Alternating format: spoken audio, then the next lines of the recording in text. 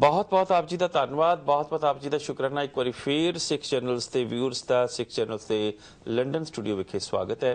आप जी ने फुटेज देख लिया। हुण आपां पंजाब की धरती ते भी चलांगे। जिहड़े सिंह इहदे विच शामिल सन उन्हां दे विचों एक सिंह सरदार तरलोक सिंह जी, जिन्हां नूं असीं खास अते विशेष बेनती कीती है कि आप प्लीज़ जागदे रहना, क्योंकि इस वक्त भारत दे विच काफ़ी तरलोचन सिंह जी उन्होंने नाम है, क्योंकि इस वक्त भारत के गहरी रात है, पर उन्होंने साड़ी बेनती प्रवान की। उन्होंने पासों असीं जाणांगे कि इस तो इलावा हुण आप जी ने देख लिया, जी सब तो वध सीरीयस गल है ना, सब तो वध सीरीयस गल है वो है कि एक सिंह या दो सिंह अपनी जुबानी दस रहे कि उस ही वैन दे विच जिस दे विच हुण आपां नूं जुबान तो कढ़दियां भी जुबान थथरांदी कि बीड़ियां दे पैकेट उहदे विच पए सन। सिगरटां दा दूसरा रूप हुंदा बीड़ियां, उन्हां दे बीड़ियां दे पैकेट भी उहदे विच। ये बहुत सीरीयस गल है।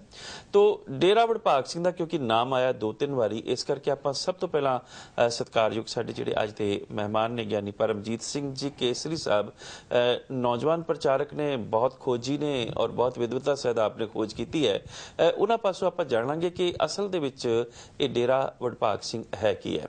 यानी जी मैं आप जी नूं एक बार फिर फतेह अर्ज करदा। वाहिगुरू जी का खालसा। तुसीं साडे व्यूअर्स नूं शॉर्ट दे विच दसो कि ये असल दे विच, क्योंकि तुसीं बहुत इस पक्षों खोज की हुई है, ਜਿਹੜੇ इस किस्म के डेरे चल रहे ने, इसका नाम क्योंकि खास एक विशेष डेरे का नाम दो तीन बार आया, आपने फुटेज के विच देखा है, थोड़ा जिहा सानूं शॉर्ट के विच दसो कि ये असल दे विच है की है। डॉक्टर साहब धीरमल तो इसकी शुरुआत होंदी है। धीरमल तो बाद निरंजन राय, बिक्रम सिंह, राम सिंह, फिर बहार चंद इत्यादिक। रामचंद का बेटा सी अगों ये वडभाग सिंह, वडभाग राय पहला नाम ਇਹਦਾ ਵਡਭਾਗ ਰਾਏ ਸੀ।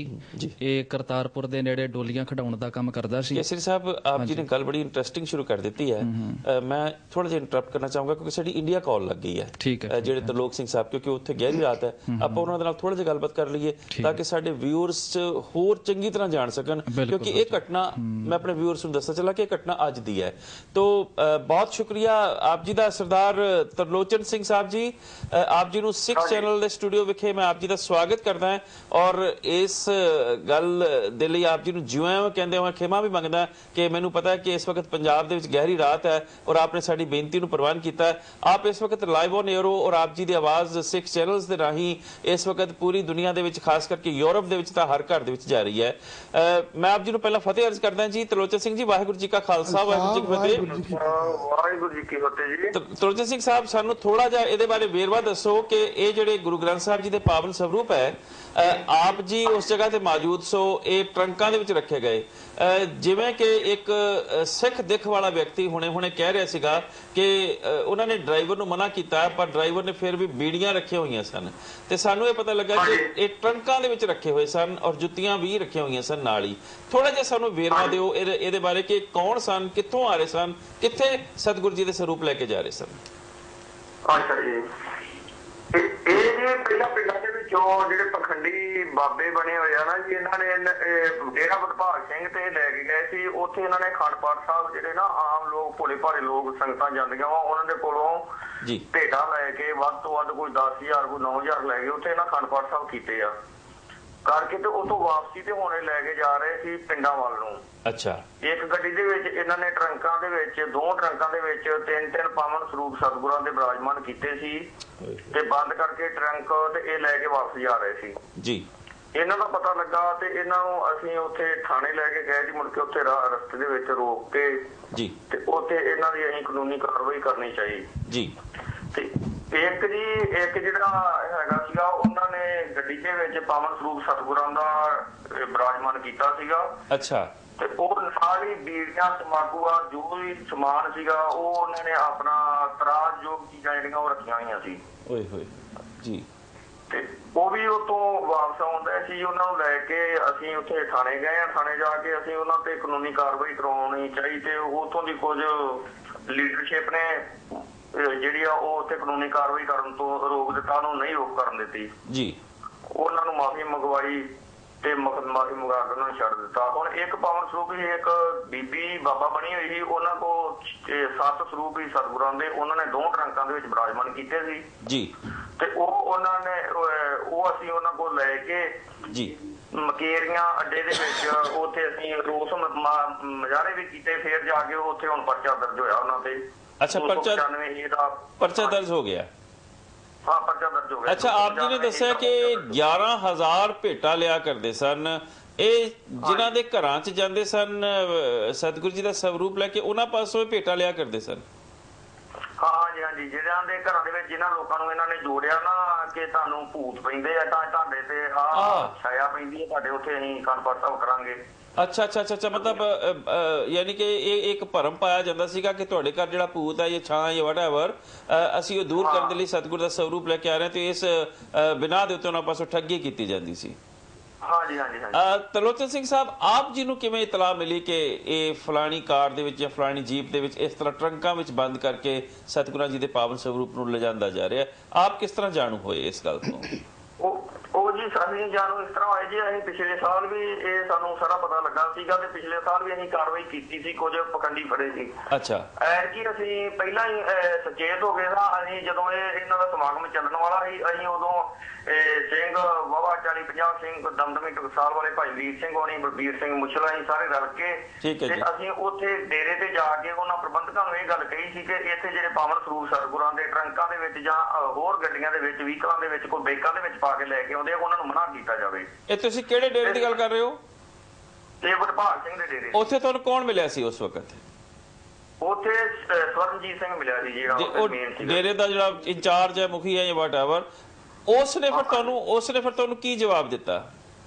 ਉਸ ਵੇਲੇ ਉਹਨੇ ਸਾਨੂੰ ਇਹ ਜਵਾਬ ਦਿੱਤਾ ਸੀ ਕਿ ਮੈਂ ਸਾਰਿਆਂ ਨੂੰ ਕਹਾਂਗਾ ਕਿ ਪਾਵਨ ਸਰੂਪ ਸਤਿਗੁਰਾਂ ਦੇ ਇੱਥੇ ਨਹੀਂ ਲਿਆਂਦੇ ਜਾਣਗੇ, ਜੇ ਕੋਈ ਲੈ ਕੇ ਆਊਗਾ ਗਲਤੀ ਦੇ ਨਾਲ ਤੇ ਉਹਨਾਂ ਨੂੰ ਇੱਥੇ ਬਰਾਜਮਾਨ ਕੀਤਾ ਜਾਊਗਾ। ਉਹ ਉਹਨਾਂ ਨੂੰ ਦਿਆਂਗੇ ਨਹੀਂ, ਵਾਪਸ ਨਹੀਂ, ਇਸ ਤਰ੍ਹਾਂ ਨਹੀਂ, ਗੁਰਮਤਿ ਦੀ ਉਲੰਘਣਾ ਨਹੀਂ ਕਰਾਂਗੇ। ਸਾਨੂੰ ਇਹ ਵਿਸ਼ਵਾਸ ਹੋਇਆ ਸੀ। ਤੇ ਜਿਹੜੇ ਉਹ ਸਤਿਗੁਰੂ ਦੇ ਸਰੂਪ ਨੇ ਹੁਣ ਕਿੱਥੇ ਨੇ, ਕਿਹਨਾਂ ਦੇ ਕੋਲ ਨੇ ਉਹ ਅਸੀਂ ਜੀ ਜਿਹੜੇ ਇੱਥੋਂ ਲੈ ਕੇ ਆਏ ਆ ਜੀ। ਜੀ ਜੀ, ਜਿਹੜੇ ਤੁਸੀਂ 6 ਸਰੂਪ ਤੇ 7 ਸਰੂਪ ਜਿਨ੍ਹਾਂ ਦੀ ਤੁਸੀਂ ਗੱਲ ਕੀਤੀ, ਜਿਹੜੇ ਟਰੰਕਾਂ ਦੇ ਵਿੱਚ ਬੰਦ ਕੀਤੇ ਗਏ ਸਨ। ਹਾਂਜੀ, ਉਹਨਾਂ ਨੂੰ ਇਹ ਸੰਬੰਧਿਤ ਜਿਹੜੇ ਗੁਰਦੁਆਰਾ ਸਾਹਿਬ ਹੈ ਜੀ ਇੱਥੇ, ਉਹਨਾਂ ਨੂੰ ਤਲਵਾੜੇ ਤੇ ਮਕੇਰੀਆਂ ਉੱਥੇ ਅਸੀਂ ਬਰਾਜਮਾਨ ਕਰ ਦਿੱਤਾ ਜੀ ਉਹਨਾਂ ਨੂੰ। ਤੁਸੀਂ ਕੀ ਸਮਝਦੇ ਜਿਹੜੇ ਉਹਨਾਂ ਤੇ 295A ਦੇ ਤਹਿਤ ਪਰਚਾ ਦਰਜ ਹੋਇਆ, ਕੋਈ ਕਾਰਵਾਈ ਹੋਏਗੀ? ਕਿਉਂਕਿ ਤੁਸੀਂ ਮੈਨੂੰ ਇਹ ਵੀ ਦੱਸਿਆ ਸੀਗਾ ਕਿ ਸ਼ਾਇਦ ਸ਼੍ਰੋਮਣੀ ਗੁਰਦੁਆਰਾ ਪ੍ਰਬੰਧਕ ਕਮੇਟੀ ਦੇ ਕੁਝ ਮੈਂਬਰ ਵੀ ਥਾਣੇ ਪਹੁੰਚੇ ਜਿਹੜੇ ਉਹਨਾਂ ਨੂੰ ਛੁਡਾ ਕੇ ਵੀ ਲੈ ਗਏ ਹੈ, ਕੀ ਇਹ ਗੱਲ ਸੱਚ ਹੈ? ਹਾਂਜੀ ਬਿਲਕੁਲ ਸੱਚ ਹੈ ਜੀ, ਉਹਨਾਂ ਨੇ ਛਡਾ ਕੇ ਵੀ ਲੱਗੇ। ਉਹਨਾਂ ਨੂੰ ਫੋਨ ਆਇਆ ਸਾਡੇ ਜਾਣ ਤੋਂ ਪਹਿਲਾਂ, ਜਦੋਂ ਅਸੀਂ SHO ਦੇ ਕਮਰੇ 'ਚ ਗਏ ਆ, SHO ਨੂੰ ਸਾਡੇ ਸਾਹਮਣੇ ਫੋਨ ਆਉਣ ਡਿਆ ਸੀ ਇੱਕ ਸ਼੍ਰੋਮਣੀ ਕਮੇਟੀ ਮੈਂਬਰ ਦਾ, ਜਿਹੜਾ ਕਿ SHO ਸਾਹਮਣੇ ਕਹਿ ਰਿਹਾ ਕਿ ਸਿੰਘ ਮੇਰੇ ਕੋਲ ਬੈਠੇ ਹੋਏ ਆ ਤੇ ਮੈਂ ਉਹਨਾਂ ਨੂੰ, ਉਹਨੇ ਸ਼੍ਰੋਮਣੀ ਕਮੇਟੀ ਮੈਂਬਰ ਨੇ ਕਿਹਾ ਕਿ SHO ਨੂੰ ਤੂੰ ਵੀ ਇਹਨਾਂ ਕੋਲ ਮਾਫੀ ਮੰਗ ਤੇ ਮੇਰੇ ਵੱਲੋਂ ਵੀ ਕਹੇ ਤੇ ਇਹਨਾਂ ਨੂੰ ਛਡਵਾ ਦਈਏ, ਇਹਨਾਂ ਤੇ ਕਾਨੂੰਨੀ ਕਾਰਵਾਈ ਜਿਹੜੀ ਨਾ ਕੀਤੀ ਜਾਵੇ।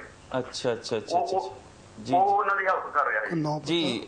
ਆਪ ਜੀ ਨੇ ਕੁਝ ਪੁੱਛਣਾ ਲੱਲੀ ਸਾਹਿਬ ਨੇ? ਸ਼੍ਰੋਮਣੀ ਕਮੇਟੀ ਦੇ ਬੰਦੇ ਦਾ ਕੀ ਉਸ ਸ਼੍ਰੋਮਣੀ ਕਮੇਟੀ ਦੇ ਮੈਂਬਰ ਦਾ ਆਪਾਂ ਨਾਮ ਦੱਸ ਸਕਦੇ ਹਾਂ ਤਰਲੋਚਨ ਸਿੰਘ ਸਾਹਿਬ? ਸ਼੍ਰੋਮਣੀ ਕਮੇਟੀ ਦਾ ਨਾਮ, ਮੈਂਬਰ ਦਾ ਨਾਮ ਜੀ ਉੱਥੋਂ ਦਾ ਸੰਬੰਧਿਤ ਜਿਹੜਾ ਹਲਕਾ ਮਕੇਰੀਆਂ ਦਾ ਜੀ ਜੀ। ਅੱਛਾ, ਉਹਦਾ ਨਾਮ ਵਿਸਰ ਗਿਆ ਜੀ ਮੈਨੂੰ। ਚਲੋ ਕੋਈ ਗੱਲ ਨਹੀਂ। ਤੇ ਤੁਸੀਂ ਔਨ ਦਾ ਹੋਲ ਕੀ ਸੋਚਦੇ ਹੋ? ਕਿਉਂਕਿ ਅਸੀਂ ਹੁਣ ਇਸ ਵਕਤ ਸਿੱਧਾ ਪ੍ਰਸਾਰਣ ਪ੍ਰੋਗਰਾਮ ਸ਼ੁਰੂ ਕਰਨ ਜਾ ਰਹੇ ਹਾਂ। ਸਾਡੇ ਨਾਲ ਸੇਵਾ ਸਿੰਘ ਜੀ ਲੱਲੀ ਸਾਹਿਬ ਵੀ ਬੈਠੇ ਆ ਔਰ ਕੇਸਰੀ ਸਾਹਿਬ ਵੀ ਬੈਠੇ ਆ। ਅਸੀਂ ਸੰਗਤਾਂ ਪਾਸੋਂ ਵੀ ਸਵਾਲ ਪੁੱਛਾਂਗੇ ਕਿ ਇੱਕ ਪਾਸੇ ਤਾਂ ਅਸੀਂ ਕਹਿੰਦੇ ਹਾਂ ਕਿ ਸਾਡੇ ਪਾਸ ਜਿਹੜੀ ਸਾਡੀ ਸਰਕਾਰ ਉਹ ਪੰਥਕ ਸਰਕਾਰ ਹੈ ਔਰ ਉਸ ਸਰਕਾਰ ਨੇ ਪੰਥ ਦੇ ਨਾਮ ਦੇ ਨਾਲ ਹੀ ਵੋਟਾਂ ਲੈ ਕੇ ਸ਼੍ਰੋਮਣੀ ਗੁਰਦੁਆਰਾ ਪ੍ਰਬੰਧਕ ਕਮੇਟੀ ਬਣਾਈ ਹੈ। ਉਹੀ ਸ਼੍ਰੋਮਣੀ ਗੁਰਦੁਆਰਾ ਪ੍ਰਬੰਧਕ ਕਮੇਟੀ ਜਿਹੜੀ ਹੈ ਉਹ ਸਤਿਕਾਰ ਦੇ ਵਿੱਚ ਸ਼ਾਮਲ ਨਹੀਂ ਹੋ ਰਹੀ, ਸਗੋਂ ਤਿਰਸਕਾਰ ਕਰ ਰਹੀ ਹੈ। ਇਹਦੇ ਬਾਰੇ ਤੁਸੀਂ ਕੀ ਕਹਿਣਾ ਚਾਹੋਗੇ? ਹਾਂਜੀ ਜੀ, ਇਹਨਾਂ ਨੇ ਜਿਹੜੇ ਪੰਥ ਦੇ ਨਾਂ ਤੇ ਵੋਟਾਂ, ਪੰਥਕ ਆਪਣੇ ਆਪ ਨੂੰ ਪੰਥ ਦੀ ਧਿਰ ਸਮਝਦੇ ਜਾਂ ਪੰਥਕ ਸਮਝਦੇ ਆ, ਉਹ ਇੱਕ ਗੁਰੂ ਦੇ ਨਾਂ ਤੇ ਜੋ ਵੀ ਆਪਣਾ ਮਤਲਬ ਕਿ ਰੋਟੀ ਚਲਾ ਰਹੇ ਆ, ਉਹ ਬਿਲਕੁਲ ਗੁਰੂ ਦੇ ਨਾਂ ਤੇ ਜਾਂ ਸ਼੍ਰੋਮਣੀ ਕਮੇਟੀ ਦੇ ਮੈਂਬਰ ਆ ਜਾਂ ਸ਼੍ਰੋਮਣੀ ਕਮੇਟੀ ਦੇ ਉੱਚ ਅਧਿਕਾਰੀ ਮੁਲਾਜ਼ਮ, ਮਤਲਬ ਕੋਈ ਵੀ ਇਸ ਚੀਜ਼ ਤੇ ਧਿਆਨ ਨਹੀਂ ਦੇ ਰਿਹਾ। ਉਹਨਾਂ ਨੂੰ ਕੋਈ ਖੌਫ ਨਹੀਂ ਹੈ, ਉਹਨਾਂ ਨੂੰ ਕੋਈ ਸਤਿਕਾਰ ਨਹੀਂ ਹੈ, ਕੋਈ ਸਤਿਕਾਰ ਨਹੀਂ। ਤਰਲੋਚਨ ਸਿੰਘ ਜੀ, ਕੋਈ ਐਸੀ ਗੱਲ ਜਿਹੜੀ ਮੈਂ ਆਪ ਦੱਸਣਾ ਚਾਹੋ, ਮੈਂ ਪੁੱਛੀ ਨਾ ਹੋਵੇ, ਜਾਂ ਕੋਈ ਸੁਨੇਹਾ? ਕਿਉਂਕਿ ਇਸ ਵਕਤ ਆਪ ਜੀ ਦੀ ਆਵਾਜ਼ ਪੂਰੇ ਯੂਰਪ ਭਰ ਦੇ ਵਿੱਚ ਜਾ ਰਹੀ ਹੈ, ਆਪ ਸ਼ਾਰਟ ਦੇ ਵਿੱਚ ਦੱਸ ਸਕਦੇ ਹੋ। ਹਾਂਜੀ, ਮੈਂ ਜੀ ਉਹ ਬੇਨਤੀ ਇੱਕ ਤੁਸੀਂ ਪੁੱਛੀ ਮੈਨੂੰ ਕਿ ਉਹ ਤੁਹਾਨੂੰ ਕਿਸ ਤਰ੍ਹਾਂ ਸਲਾਹ ਮਿਲੀ। ਅਸੀਂ ਜੀ ਕਾਫੀ ਦੇਰ ਤੋਂ ਇੱਥੇ ਸਿੰਘ ਜਿਹੜੇ ਆ ਉਹ CID ਵਾਸਤੇ ਛੱਡੇ ਹੋਏ ਸੀ ਜੀ, ਤੇ ਕੁਝ ਅਜੇ ਸਾਡੇ ਇੱਥੇ ਜਿਹੜੇ ਨਾ ਸਿੰਘ ਮਤਲਬ ਕਿ ਬਹੁਤ ਉਹਨਾਂ ਨੇ ਸੇਵਾ ਕੀਤੀ ਸਤਿਗੁਰਾਂ ਦੀ, ਜਿਹੜੇ ਉੱਥੇ ਰਾਤ ਰਹਿ ਕੇ ਉਹਨਾਂ ਨੇ ਮਿਹਨਤ ਕਰਕੇ ਇਹਨਾਂ ਦੀ ਸਾਰੀ CID ਜਿਹੜੀ ਉਹ ਲਈ, ਕਿਹੜੇ ਕਿੱਥੋਂ ਦੇ ਹੈਗੇ ਆ। ਤੇ ਬਾਕੀ ਇੱਕ ਨਾ ਕੁਝ ਬੰਦੇ ਇਸ ਤਰ੍ਹਾਂ ਦੇ ਜਿਨ੍ਹਾਂ ਨੇ ਨਾ ਬੈਗ ਦੇ ਵਿੱਚ ਪਾਵਨ ਸਰੂਪ ਸਤਿਗੁਰਾਂ ਦੇ ਪਾ ਕੇ ਤੇ ਲੈ ਕੇ ਗਏ ਉਹ ਬੰਦੇ ਕੋਲ ਸਾਨੂੰ ਅਜੇ ਲੱਭ ਨਹੀਂ ਰਹੇ, ਉਹ ਮਿਲੇ ਨਹੀਂ ਸਾਨੂੰ ਅਜੇ। ਚਲੋ ਕੋਈ ਗੱਲ ਨਹੀਂ, ਸਤਿਗੁਰ ਕਿਰਪਾ ਕਰੇ, ਉਹ ਵੀ ਜ਼ਰੂਰ ਤੁਸੀਂ ਲੱਭਣੇ ਆ। ਤੇ ਸਤਿਗੁਰੂ ਜੀ ਕਹਿੰਦੇ ਖੀਨ ਪਏ ਸਭ ਤਸਕਰਾ ਗੁਰਮੁਖ ਜਨ ਜਾਗੇ, ਤੇ ਗੁਰਮੁਖ ਜਦੋਂ ਜਾਗ ਜਾਂਦੇ ਤਸਕਰ ਖੀਨ ਹੋ ਜਾਂਦੇ। ਬਹੁਤ ਤਰਲੋਚਨ ਸਿੰਘ ਜੀ ਤੁਹਾਡਾ ਧੰਨਵਾਦ। ਤਰਲੋਚਨ ਸਿੰਘ ਜੀ, ਔਰ ਆਪ ਜੀ ਨੂੰ ਇੰਨੀ ਰਾਤ ਗਏ ਸੀ ਜਗਾਇਆ, ਇਸ ਲਈ ਬਹੁਤ ਸ਼ੁਕਰੀਆ ਆਪ ਜੀ ਦਾ। ਮੈਂ ਇੱਥੇ ਆਪ ਜੀ ਨੂੰ ਫਤਿਹ ਅਰਜ਼ ਕਰਦਾ ਜੀ। ਵਾਹਿਗੁਰੂ ਜੀ ਕਾ ਖਾਲਸਾ, ਲਲਿਤ ਸਾਹਿਬ ਆਪਨੇ ਇਹਨਾਂ ਦੀ ਪੂਰੀ ਗੱਲ ਸੁਣ ਲਈ। ਕਈ ਪ੍ਰਸ਼ਨ ਇਹਨਾਂ ਦੀ ਗੱਲ 'ਚ ਉੱਠੇ ਨੇ ਜਿਨ੍ਹਾਂ ਦੇ ਮੈਂ ਆਪ ਜੀ ਤੋਂ ਜਵਾਬ ਚਾਹਾਂਗਾ, ਲੇਕਿਨ ਪਹਿਲਾਂ ਆਪ ਕੇਸਰੀ ਸਾਹਿਬ ਜਿਹੜੀ ਸਾਨੂੰ ਗੱਲ ਸੁਣਾ ਰਹੇ ਸਨ, ਆਪਾਂ ਉਸ ਗੱਲ ਦੇ ਨਾਲ ਰੂਬਰੂ ਹੋਈਏ। ਕੇਸਰੀ ਸਾਹਿਬ ਆਪ ਸਾਨੂੰ ਦੱਸ ਰਹੇ ਸੋ ਇਸ ਡੇਰੇ ਦਾ ਪਿਛੋਕੜ, ਆਪ ਜਿਹੜੀ ਸਾਨੂੰ ਦੁਬਾਰਾ ਚਾਨਣਾ ਪਾਓ। ਮੈਂ ਡਾਕਟਰ ਸਾਹਿਬ ਸ਼ੁਰੂ ਤੋਂ ਕਰਦਾ ਜੀ। ਬਿਲਕੁਲ ਸ਼ੁਰੂ। ਜਿਹੜੇ ਆ ਨਿਰੰਜਨ ਰਾਏ ਬਿਕਰਮ ਸਿੰਘ ਧੀਰਮਲ ਦੇ ਵੰਸ਼ਜ ਨੇ ਜੀ। ਮੈਂ ਡਰਬੀ ਲਾਈਵ ਵਿੱਚੋਂ ਵੀ ਇਹ ਪ੍ਰੋਗਰਾਮ ਵਿੱਚ ਗੱਲ ਆਖੀ ਸੀ, ਤੇ ਜਿੱਥੇ ਜਿੱਥੇ ਸਾਨੂੰ ਸਾਰਿਆਂ ਨੂੰ ਪਤਾ ਨਾਮ ਲੈਣ ਦੀ ਲੋੜ ਨਹੀਂ, ਯੂਕੇ ਵਿੱਚ ਕਿੱਥੇ ਵਡਭਾਗ ਸਿੰਘ ਦੇ ਡੇਰੇ ਬਣੇ ਹਨ ਜੀ। ਤੇ ਇਹਨਾਂ ਵੱਲੋਂ ਥ੍ਰੈਟ ਵੀ ਆਇਆ ਜੀ, ਤੇ ਇਹੀ ਚੈਨਲ ਰਾਹੀਂ ਬੇਨਤੀ ਕੀਤੀ ਸੀ, ਸਿੱਖ ਚੈਨਲ ਰਾਹੀਂ। ਸੱਚ ਕੀ ਬਾਣੀ ਨਾਨਕ ਆਖੈ, ਸੱਚ ਸੁਣਾਏ ਸੀ ਸੱਚ ਕੀ ਬੇਲਾ। ਸਤਿਗੁਰੂ ਨੇ ਸੱਚ ਦੀ ਗੱਲ ਕੀਤੀ ਤੇ ਬੇਲਾ ਦਾ ਭਾਵ ਸਮੇਂ ਤੇ ਗੱਲ ਕੀਤੀ। ਜੇ ਸਮਾਂ ਗੁਜ਼ਰ ਜਾਣ ਤੋਂ ਬਾਅਦ ਅਸੀਂ ਸੱਚ ਬੋਲੀਏ, ਐਸਾ ਸੱਚ ਹਜ਼ਾਰਾਂ ਝੂਠਾਂ ਨਾਲੋਂ ਵੀ ਗਿਆ ਗੁਜ਼ਰਿਆ ਹੁੰਦਾ। ਬਿਲਕੁਲ। ਵਡਭਾਗ ਸਿੰਘ ਜਿਹਨੂੰ ਅਸੀਂ ਆਖਦੇ ਹਾਂ, ਇਹ ਕਰਤਾਰਪੁਰ ਦੇ ਨੇੜੇ ਡੋਲੀਆਂ ਖਿਡਾਉਣ ਦਾ ਕੰਮ ਕਰਦਾ ਸੀ। ਇਹ ਉਹਦਾ ਵੰਸ਼ਜ ਹੈ ਧੀਰਮਲ ਦਾ, ਜਿਹਨੇ ਸ਼ੀਹੇ ਮਸੰਦ ਨੂੰ ਕਹਿ ਕੇ ਗੁਰੂ ਤੇਗ ਬਹਾਦਰ ਪਾਤਸ਼ਾਹ ਤੇ ਗੋਲੀ ਚਲਵਾਈ ਸੀ। ਜੀ ਬਿਲਕੁਲ। ਅਸੀਂ ਉਹਨਾਂ ਲੋਕਾਂ ਤੋਂ ਆਪਣੇ ਭਲੇ ਦੀ ਆਸ ਰੱਖਦੇ ਹਾਂ ਜਿਹੜੇ ਸਤਿਗੁਰੂ ਤੇ ਗੋਲੀਆਂ ਚਲਵਾ ਰਹੇ ਹਨ। ਇਹ ਧੀਰਮਲ ਦਾ ਵੰਸ਼ਜ ਵਡਭਾਗ ਰਾਏ ਡੋਲੀਆਂ ਖਿਡਾਉਣ ਦਾ ਕੰਮ ਕਰਦਾ ਹੈ। ਜਦੋਂ ਨਾਸਰ ਅਲੀ ਜਲੰਧਰ ਦਾ ਹਾਕਮ, ਉਹਨੇ ਗੁਰਦੁਆਰਾ ਸਾਹਿਬ ਦੀ ਬੇਅਦਬੀ ਕੀਤੀ, ਗੁਰਦੁਆਰਾ ਸਾਹਿਬ ਸਾੜਿਆ, ਇਹ ਬੜਾ ਡਰ ਗਿਆ। ਤੇ ਜੇ ਇਹਦੇ ਕੋਲ ਭੂਤਾਂ ਪ੍ਰੇਤਾਂ ਵਾਲੀ ਤਾਕਤ ਹੁੰਦੀ, ਇਹ ਆਪਣੇ ਭੂਤ ਬੁਲਾ ਕੇ ਨਾਸਰ ਅਲੀ ਨੂੰ ਮਰਵਾ ਕਿਉਂ ਨਹੀਂ ਦਿੱਤਾ? ਇਹ ਗਿਆ ਅਕਾਲ ਤਖਤ ਸਾਹਿਬ, ਉੱਥੇ ਜਾ ਕੇ ਦਲ ਖਾਲਸਾ ਤੇ ਸਿੰਘਾਂ ਨੂੰ ਇਹਨੇ ਬੇਨਤੀ ਕੀਤੀ ਕਿ ਤੁਸੀਂ ਮੈਨੂੰ ਇਹਦੇ ਤੋਂ ਛਡਾਓ, ਇਹਨੇ ਮੈਨੂੰ ਮਾਰ ਦੇਣਾ। ਤੇ ਕੁਝ ਇਤਿਹਾਸਕਾਰ ਲਿਖਦੇ ਨੇ ਦਲ ਖਾਲਸਾ ਦੇ ਸਿੰਘਾਂ ਨਾਲ ਮਿਲ ਕੇ ਵੀ ਲੜਾਈ ਕੀਤੀ, ਜਾਂ ਕੁਝ ਲਿਖਦੇ ਹਨ ਉਹਨੂੰ ਮਾਰਿਆ ਦਲ ਖਾਲਸਾ ਦੇ ਸਿੰਘਾਂ ਨੇ।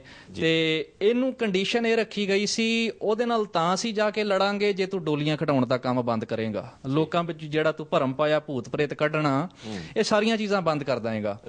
ਇਹ ਕਹਿੰਦਾ ਬਿਲਕੁਲ ਠੀਕ ਹੈ। ਕਹਿੰਦੇ ਦੂਜੀ ਕੰਡੀਸ਼ਨ ਇਹ ਹੈ, ਤੈਨੂੰ ਖੰਡੇ ਬਾਟੇ ਦੀ ਪੌਲ ਛਕਣੀ ਪੈਣੀ ਆ, ਤੈਨੂੰ ਅੰਮ੍ਰਿਤ ਛਕਣਾ ਪੈਣਾ। ਇਹ ਵਡਭਾਗ ਰਾਏ ਤੋਂ ਵਡਭਾਗ ਸਿੰਘ ਬਣਿਆ। ਮਤਲਬ ਅੰਮ੍ਰਿਤ ਛਕ ਲਿਆ ਇਹਨੇ। ਹਾਂਜੀ। ਇਹ ਜਿਸ ਤਰ੍ਹਾਂ ਥੋੜੇ ਸਮੇਂ ਵਾਸਤੇ ਨੇ ਆਪਣੇ ਕਰਮ ਜਿਹੜੇ ਸਨ ਅੰਮ੍ਰਿਤਧਾਰੀਆਂ ਵਾਂਗੂ ਰੱਖੇ, ਪਰ ਜਦੋਂ ਸਭ ਕੁਝ ਸੁੱਖ ਸੰਦ ਹੋ ਗਿਆ, ਸਭ ਕੁਝ ਠੀਕ ਠਾਕ ਹੋ ਗਿਆ, ਇਹਨੇ ਫਿਰ ਦੁਬਾਰਾ ਲੋਕਾਂ ਦੇ ਭੂਤ ਕੱਢਣੇ ਸ਼ੁਰੂ ਕਰ ਦਿੱਤੇ। ਜਦੋਂ ਦਲ ਖਾਲਸਾ ਦੇ ਸਿੰਘਾਂ ਨੇ ਵਾਰਨਿੰਗ ਦਿੱਤੀ, ਤੈਨੂੰ ਮਾਰ ਦਿਆਂਗੇ, ਖਤਮ ਕਰ ਦਿਆਂਗੇ, ਤੂੰ ਅਕਾਲ ਤਖਤ ਸਾਹਿਬ ਤੇ ਆ ਕੇ ਪ੍ਰੋਮਿਸ ਕੀਤੀ ਸੀ। ਇਹ ਬੰਦਾ ਡਰਦਾ ਪਹਾੜਾਂ ਵਿੱਚ ਚਲਾ ਗਿਆ, ਹਿਮਾਚਲ ਪ੍ਰਦੇਸ਼ ਵਿੱਚ ਇਹਨੇ ਵੱਡਾ ਡੇਰਾ ਬਣਾਇਆ, ਜਿੱਥੇ ਅੱਜ ਕੱਲ ਧੌਲੀ ਧਾਰ ਜਾਂ ਹੋਰ ਭੂਤ ਭਾਤ ਕੱਢਣ ਦੀਆਂ ਇਹ ਚੀਜ਼ਾਂ ਹੁੰਦੀਆਂ ਹਨ। ਮੈਂ ਬੇਨਤੀ ਕਰਦੇ ਹਾਂ ਜਿਹੜੇ ਪ੍ਰੋਗਰਾਮ ਵੇਖ ਰਹੇ ਨੇ, ਗੁਰੂ ਗ੍ਰੰਥ ਸਾਹਿਬ ਦੀ ਬਾਣੀ ਵਿੱਚ 26 ਵਾਰੀ ਭੂਤ ਲਫ਼ਜ਼ ਆਇਆ ਹੈ। ਕੀ ਆਪਾਂ ਭੂਤ ਤੇ ਵਿਸ਼ਵਾਸ ਕਰਦੇ ਹਾਂ? ਅਸਲ ਵਿੱਚ ਵੀਰ ਜੀ ਇੱਕ ਕੰਟਰੋਵਰਸ਼ੀਅਲ ਵਿਸ਼ਾ ਹੈ। ਗੁਰੂ ਗ੍ਰੰਥ ਸਾਹਿਬ ਭੂਤਾਂ ਤੇ ਵਿਸ਼ਵਾਸ ਕਰਦੇ ਹਨ, ਪਰ ਸਤਿਗੁਰੂ ਨੇ ਉਹਨਾਂ ਭੂਤਾਂ ਦੀ ਗੱਲ ਕੀਤੀ ਹੈ, ਕਬੀਰ ਜਾਂ ਘਰ ਸਾਧਨਾ ਸੇਵੀਐ ਹਰ ਕੀ ਸੇਵਾ ਨਾਹੀਂ, ਤੇ ਘਰ ਮਰ ਹਟਸਾਰ ਕੇ ਭੂਤ ਬਸੈ ਤਨ ਮਾਹੇ। ਜਿੱਥੇ ਗੁਰੂ ਦੀ ਵਿਚਾਰਧਾਰਾ ਨਹੀਂ, ਜਿੱਥੇ ਮਾਂ ਨੂੰ ਸ਼ਾਪਿੰਗ ਕਰਨ ਦਾ ਪਤਾ ਹੈ, ਕਿਟੀ ਪਾਰਟੀ ਵਿੱਚ ਜਾਣ ਦਾ ਪਤਾ ਹੈ, ਪਿਤਾ ਨੂੰ ਪੇਰੈਂਟਸ ਨੂੰ ਰਿਸ਼ਵਤ ਲੈਣ ਦਾ ਪਤਾ ਹੈ, ਠੱਗੀ ਕਰਨ ਦਾ ਪਤਾ ਹੈ, ਇਹ ਨਹੀਂ ਪਤਾ ਸੀ ਬੱਚਿਆਂ ਨੂੰ ਗੁਰ ਇਤਿਹਾਸ ਨਾਲ, ਬਾਣੀ ਦੀ ਵਿਚਾਰਧਾਰਾ ਨਾਲ ਕਿਵੇਂ ਜੋੜਨਾ। ਉਸ ਘਰ ਵਿੱਚ ਰਹਿਣ ਵਾਲੇ ਲੋਕ ਭੂਤ ਨੇ, ਉਸ ਘਰ ਵਿੱਚ ਰਹਿਣ ਵਾਲੇ ਭੂਤ, ਤੇ ਉਹ ਘਰ ਸਤਿਗੁਰੂ ਆਖਦੇ ਨੇ ਸ਼ਮਸ਼ਾਨ ਘਾਟ, ਤੇ ਅਗਰ ਮਰਗਟ ਸ਼ਮਸ਼ਾਨ ਘਾਟ ਨੂੰ ਹਾਂਜੀ ਜੀ ਬਿਲਕੁਲ। ਤੇ ਹੁਣ ਹਾਂਜੀ, ਤੇ ਇਹ ਵੀਰ ਜੀ ਡਾਕਟਰ ਸਾਹਿਬ ਇੰਨਾ ਵੱਡਾ ਭਰਮ ਪਾ ਰਹੇ ਹਨ। ਇਹਨਾਂ ਨੇ ਇੱਕ ਫੋਟੋ ਬਣਾਈ ਆ, ਉੱਥੇ ਵੱਡੀ ਸਾਰੀ ਫੋਟੋ ਵੀ ਲੱਗੀ ਆ, ਗੁਰੂ ਗੋਬਿੰਦ ਸਿੰਘ ਪਾਤਸ਼ਾਹ ਦੇ ਹੱਥ ਵਿੱਚੋਂ ਲਾਈਟ ਨਿਕਲ ਰਹੀ ਆ, ਤੇ ਉਹ ਲਾਈਟ ਸਿੱਧਾ ਵਡਭਾਗ ਸਿੰਘ ਦੇ ਸਿਰ ਤੇ ਪੈ ਰਹੀ ਹੈ, ਤੇ ਥੱਲੇ ਲਿਖਿਆ ਹੋਇਆ ਗੁਰੂ ਗੋਬਿੰਦ ਸਿੰਘ ਪਾਤਸ਼ਾਹ ਤੋਂ ਵਰਦਾਨ ਪ੍ਰਾਪਤ ਕਰਦੇ ਹੋਏ ਵਡਭਾਗ ਸਿੰਘ ਜੀ। ਹੁਣ ਜੇ ਅਸੀਂ ਇਤਿਹਾਸਕ ਤਰੀਕਾਂ ਵਿਚਾਰੀਏ ਜਾਂ ਐਨਸਾਈਕਲੋਪੀਡੀਆ ਆਫ ਸਿੱਖ ਲਿਟਰੇਚਰ, ਜਿਹੜਾ ਪੰਜਾਬੀ ਯੂਨੀਵਰਸਿਟੀ ਤੋਂ ਇੱਕ ਕਾਫੀ ਵੱਡਾ ਗ੍ਰੰਥ ਤਿਆਰ ਕੀਤਾ ਗਿਆ, ਗੁਰੂ ਗੋਬਿੰਦ ਸਿੰਘ ਪਾਤਸ਼ਾਹ ਦੇ ਜੋਤੀ ਜੋਤ ਸਮਾਉਣ ਤੋਂ 6 ਕੇ 8 ਸਾਲ ਬਾਅਦ ਵਡਭਾਗ ਸਿੰਘ ਦਾ ਜਨਮ ਹੋਇਆ। ਜੇ ਇਤਿਹਾਸਕ ਤਰੀਕਾਂ ਵਿਚਾਰੀਏ, ਹੁਣ ਪੁੱਛਿਆ ਜਾਏ ਇਹਨੇ ਗੁਰੂ ਗੋਬਿੰਦ ਸਿੰਘ ਪਾਤਸ਼ਾਹ ਤੋਂ ਕਦੋਂ ਇਹ ਬਖਸ਼ਿਸ਼ ਲਈ, ਕਦੋਂ ਇਹਨੇ ਸਤਿਗੁਰੂ ਵੱਲੋਂ ਇਹ ਵਰਦਾਨ ਲਿਆ? ਵੈਸੇ ਵਰ ਜਾਂ ਸ਼ਰਾਪ ਇਹ ਗੁਰਮਤ ਦੇ ਉਲਟ ਹੈ। ਹਾਂਜੀ, ਤੇ ਇਹ ਸਾਰੀਆਂ ਚੀਜ਼ਾਂ ਲੋਕਾਂ ਨੂੰ ਭਰਮ ਵਿੱਚ ਪਾਉਣ ਵਾਸਤੇ ਫਿਰ ਗੁਰੂ ਗ੍ਰੰਥ ਸਾਹਿਬ ਦੀ ਹਜ਼ੂਰੀ ਵਿੱਚ ਸਿੱਖ ਸੰਗਤਾਂ ਸਿਰ ਮਾਰਦੀਆਂ ਹਨ। ਕੇਸਾਂ ਦੀ ਇੰਨੀ ਘੋਰ ਬੇਅਦਬੀ, ਫਿਰ ਜਿਹੜੇ ਸਿਰ ਨਹੀਂ ਮਾਰਦੇ, ਮੰਤਰ ਪੜ੍ਹ ਕੇ ਉਹਨਾਂ ਦੇ ਸਿਰ ਨੂੰ ਦੀਵਾਰਾਂ ਨਾਲ ਮਾਰਿਆ ਜਾਂਦਾ। ਇੱਕ ਬੜਾ ਡਰਾਉਣਾ ਜਿਹਾ ਮਾਹੌਲ, ਕਿਤੇ 8-10 ਸਾਲ ਦਾ ਬੱਚਾ ਚਲਾ ਜਾਏ ਉੱਥੇ ਡਰ ਜਾਏ। ਕੀ ਗੁਰੂ ਗ੍ਰੰਥ ਸਾਹਿਬ ਦੀ ਹਜ਼ੂਰੀ ਵਿੱਚ ਸਾਰੇ ਕਰਮ ਸ਼ੋਭਨੀਕ ਹਨ? ਇੱਕ ਬੜਾ ਵੱਡਾ ਸਵਾਲ ਹੈ ਵਡਭਾਗ ਸਿੰਘ ਦੀ ਜਿਹੜੀ ਅਸਲੀਅਤ ਹੈ ਇਹ ਸਿੱਖ ਸੰਗਤਾਂ ਦੇ ਸਾਹਮਣੇ ਆਉਣੀ ਬਹੁਤ ਜ਼ਰੂਰੀ ਹੈ। ਬਹੁਤ ਅੱਛਾ ਤੁਸੀਂ ਦੱਸਿਆ। ਸਾਡਾ ਅੱਜ ਦਾ ਜੋ ਵਿਸ਼ਾ ਉਹ ਉਹਨਾਂ ਫੁਟੇਜ ਦੇ ਉੱਤੇ ਆਧਾਰਿਤ ਹੈ। ਕੈਰੀ ਜੀ ਕੋਲੋਂ ਅਸੀਂ ਇਸ ਕਰਕੇ ਪੁੱਛਿਆ ਕਿਉਂਕਿ ਫੁਟੇਜ ਦੇ ਵਿੱਚ ਜਿਹੜੇ ਸਿੱਖ ਦਿੱਖ ਵਾਲੇ ਵਿਅਕਤੀ ਦਿਖਾਏ ਗਏ ਸਨ ਉਹਨਾਂ ਨੇ ਇਸ ਡੇਰੇ ਦਾ ਨਾਮ ਲਿਆ। ਲਲਿਤ ਸਾਹਿਬ, ਮੈਂ ਆਪ ਜੀ ਪਾਸੋਂ ਇਹ ਪ੍ਰਸ਼ਨ ਕਰਨਾ ਚਾਹਾਂਗਾ। आपने ਤਰਲੋਚਨ ਸਿੰਘ ਸਾਹਿਬ ਜੀ ਦੀ ਵੀ ਗੱਲ ਸੁਣੀ ਪੰਜਾਬ ਤੋਂ, ਆਪ ਜੀ ਨੇ ਫੁਟੇਜ ਵੀ ਦੇਖਿਆ। ਜ਼ਿਕਰ ਸ਼੍ਰੋਮਣੀ ਗੁਰਦੁਆਰਾ ਪ੍ਰਬੰਧਕ ਕਮੇਟੀ ਦਾ ਆਇਆ। ਹੁਣੇ ਚੋਣਾਂ ਵੀ ਹੋ ਕੇ ਹਟੀਆਂ ਨੇ ਔਰ ਸ਼੍ਰੋਮਣੀ ਕਮੇਟੀ ਦੀ ਜੇ ਗੱਲ ਹੈ ਤਾਂ ਬੇਸ਼ੁਮਾਰ ਉਹਨਾਂ ਨੂੰ ਸੀਟਾਂ ਮਿਲੀਆਂ।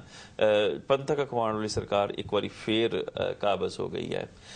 ਤੀਸਰੀ ਧਿਰ ਜਿਹੜੀ ਕਿ ਸਿੱਖੀ ਦੀ ਗੱਲ ਕਰਦੀ ਹੈ ਉਹਨਾਂ ਦਾ ਕਿਤੇ ਨਾਮੋ ਨਿਸ਼ਾਨ ਵੀ ਨਹੀਂ ਹੈ ਇਸ ਵਾਰੀ ਇਹਨਾਂ ਚੋਣਾਂ ਦੇ ਵਿੱਚ। ਜਾਂ ਜਿਹੜੇ ਕਿਉਂਕਿ ਤੁਸੀਂ ਵੀ ਖਾਲਸਾ ਰਾਜ ਦੀ ਜਦੋਜਹਿਦ ਕਰਦੇ ਹੋ, ਤੁਹਾਡਾ ਮਕਸਦ ਹੈ ਕਿ ਜਿਹੜਾ ਵੀ ਖਾਲਸਾ ਰਾਜ ਦੀ ਜਦੋਜਹਿਦ ਵਿੱਚ ਹਿੱਸਾ ਲਏਗਾ ਤੁਸੀਂ ਉਹਦਾ ਸਾਥ ਦਿਓ। ਜੇ ਕਿਸੇ ਨੇ ਖਾਲਸਾ ਰਾਜ ਦੀ ਗੱਲ ਕੀਤੀ ਹੈ ਉਹਦੀ ਵੀ ਇਸ ਵਾਰੀ ਕੋਈ ਜ਼ਮਾਨਤਾਂ ਤੱਕ ਜ਼ਬਤ ਹੋ ਗਈਆਂ ਨੇ।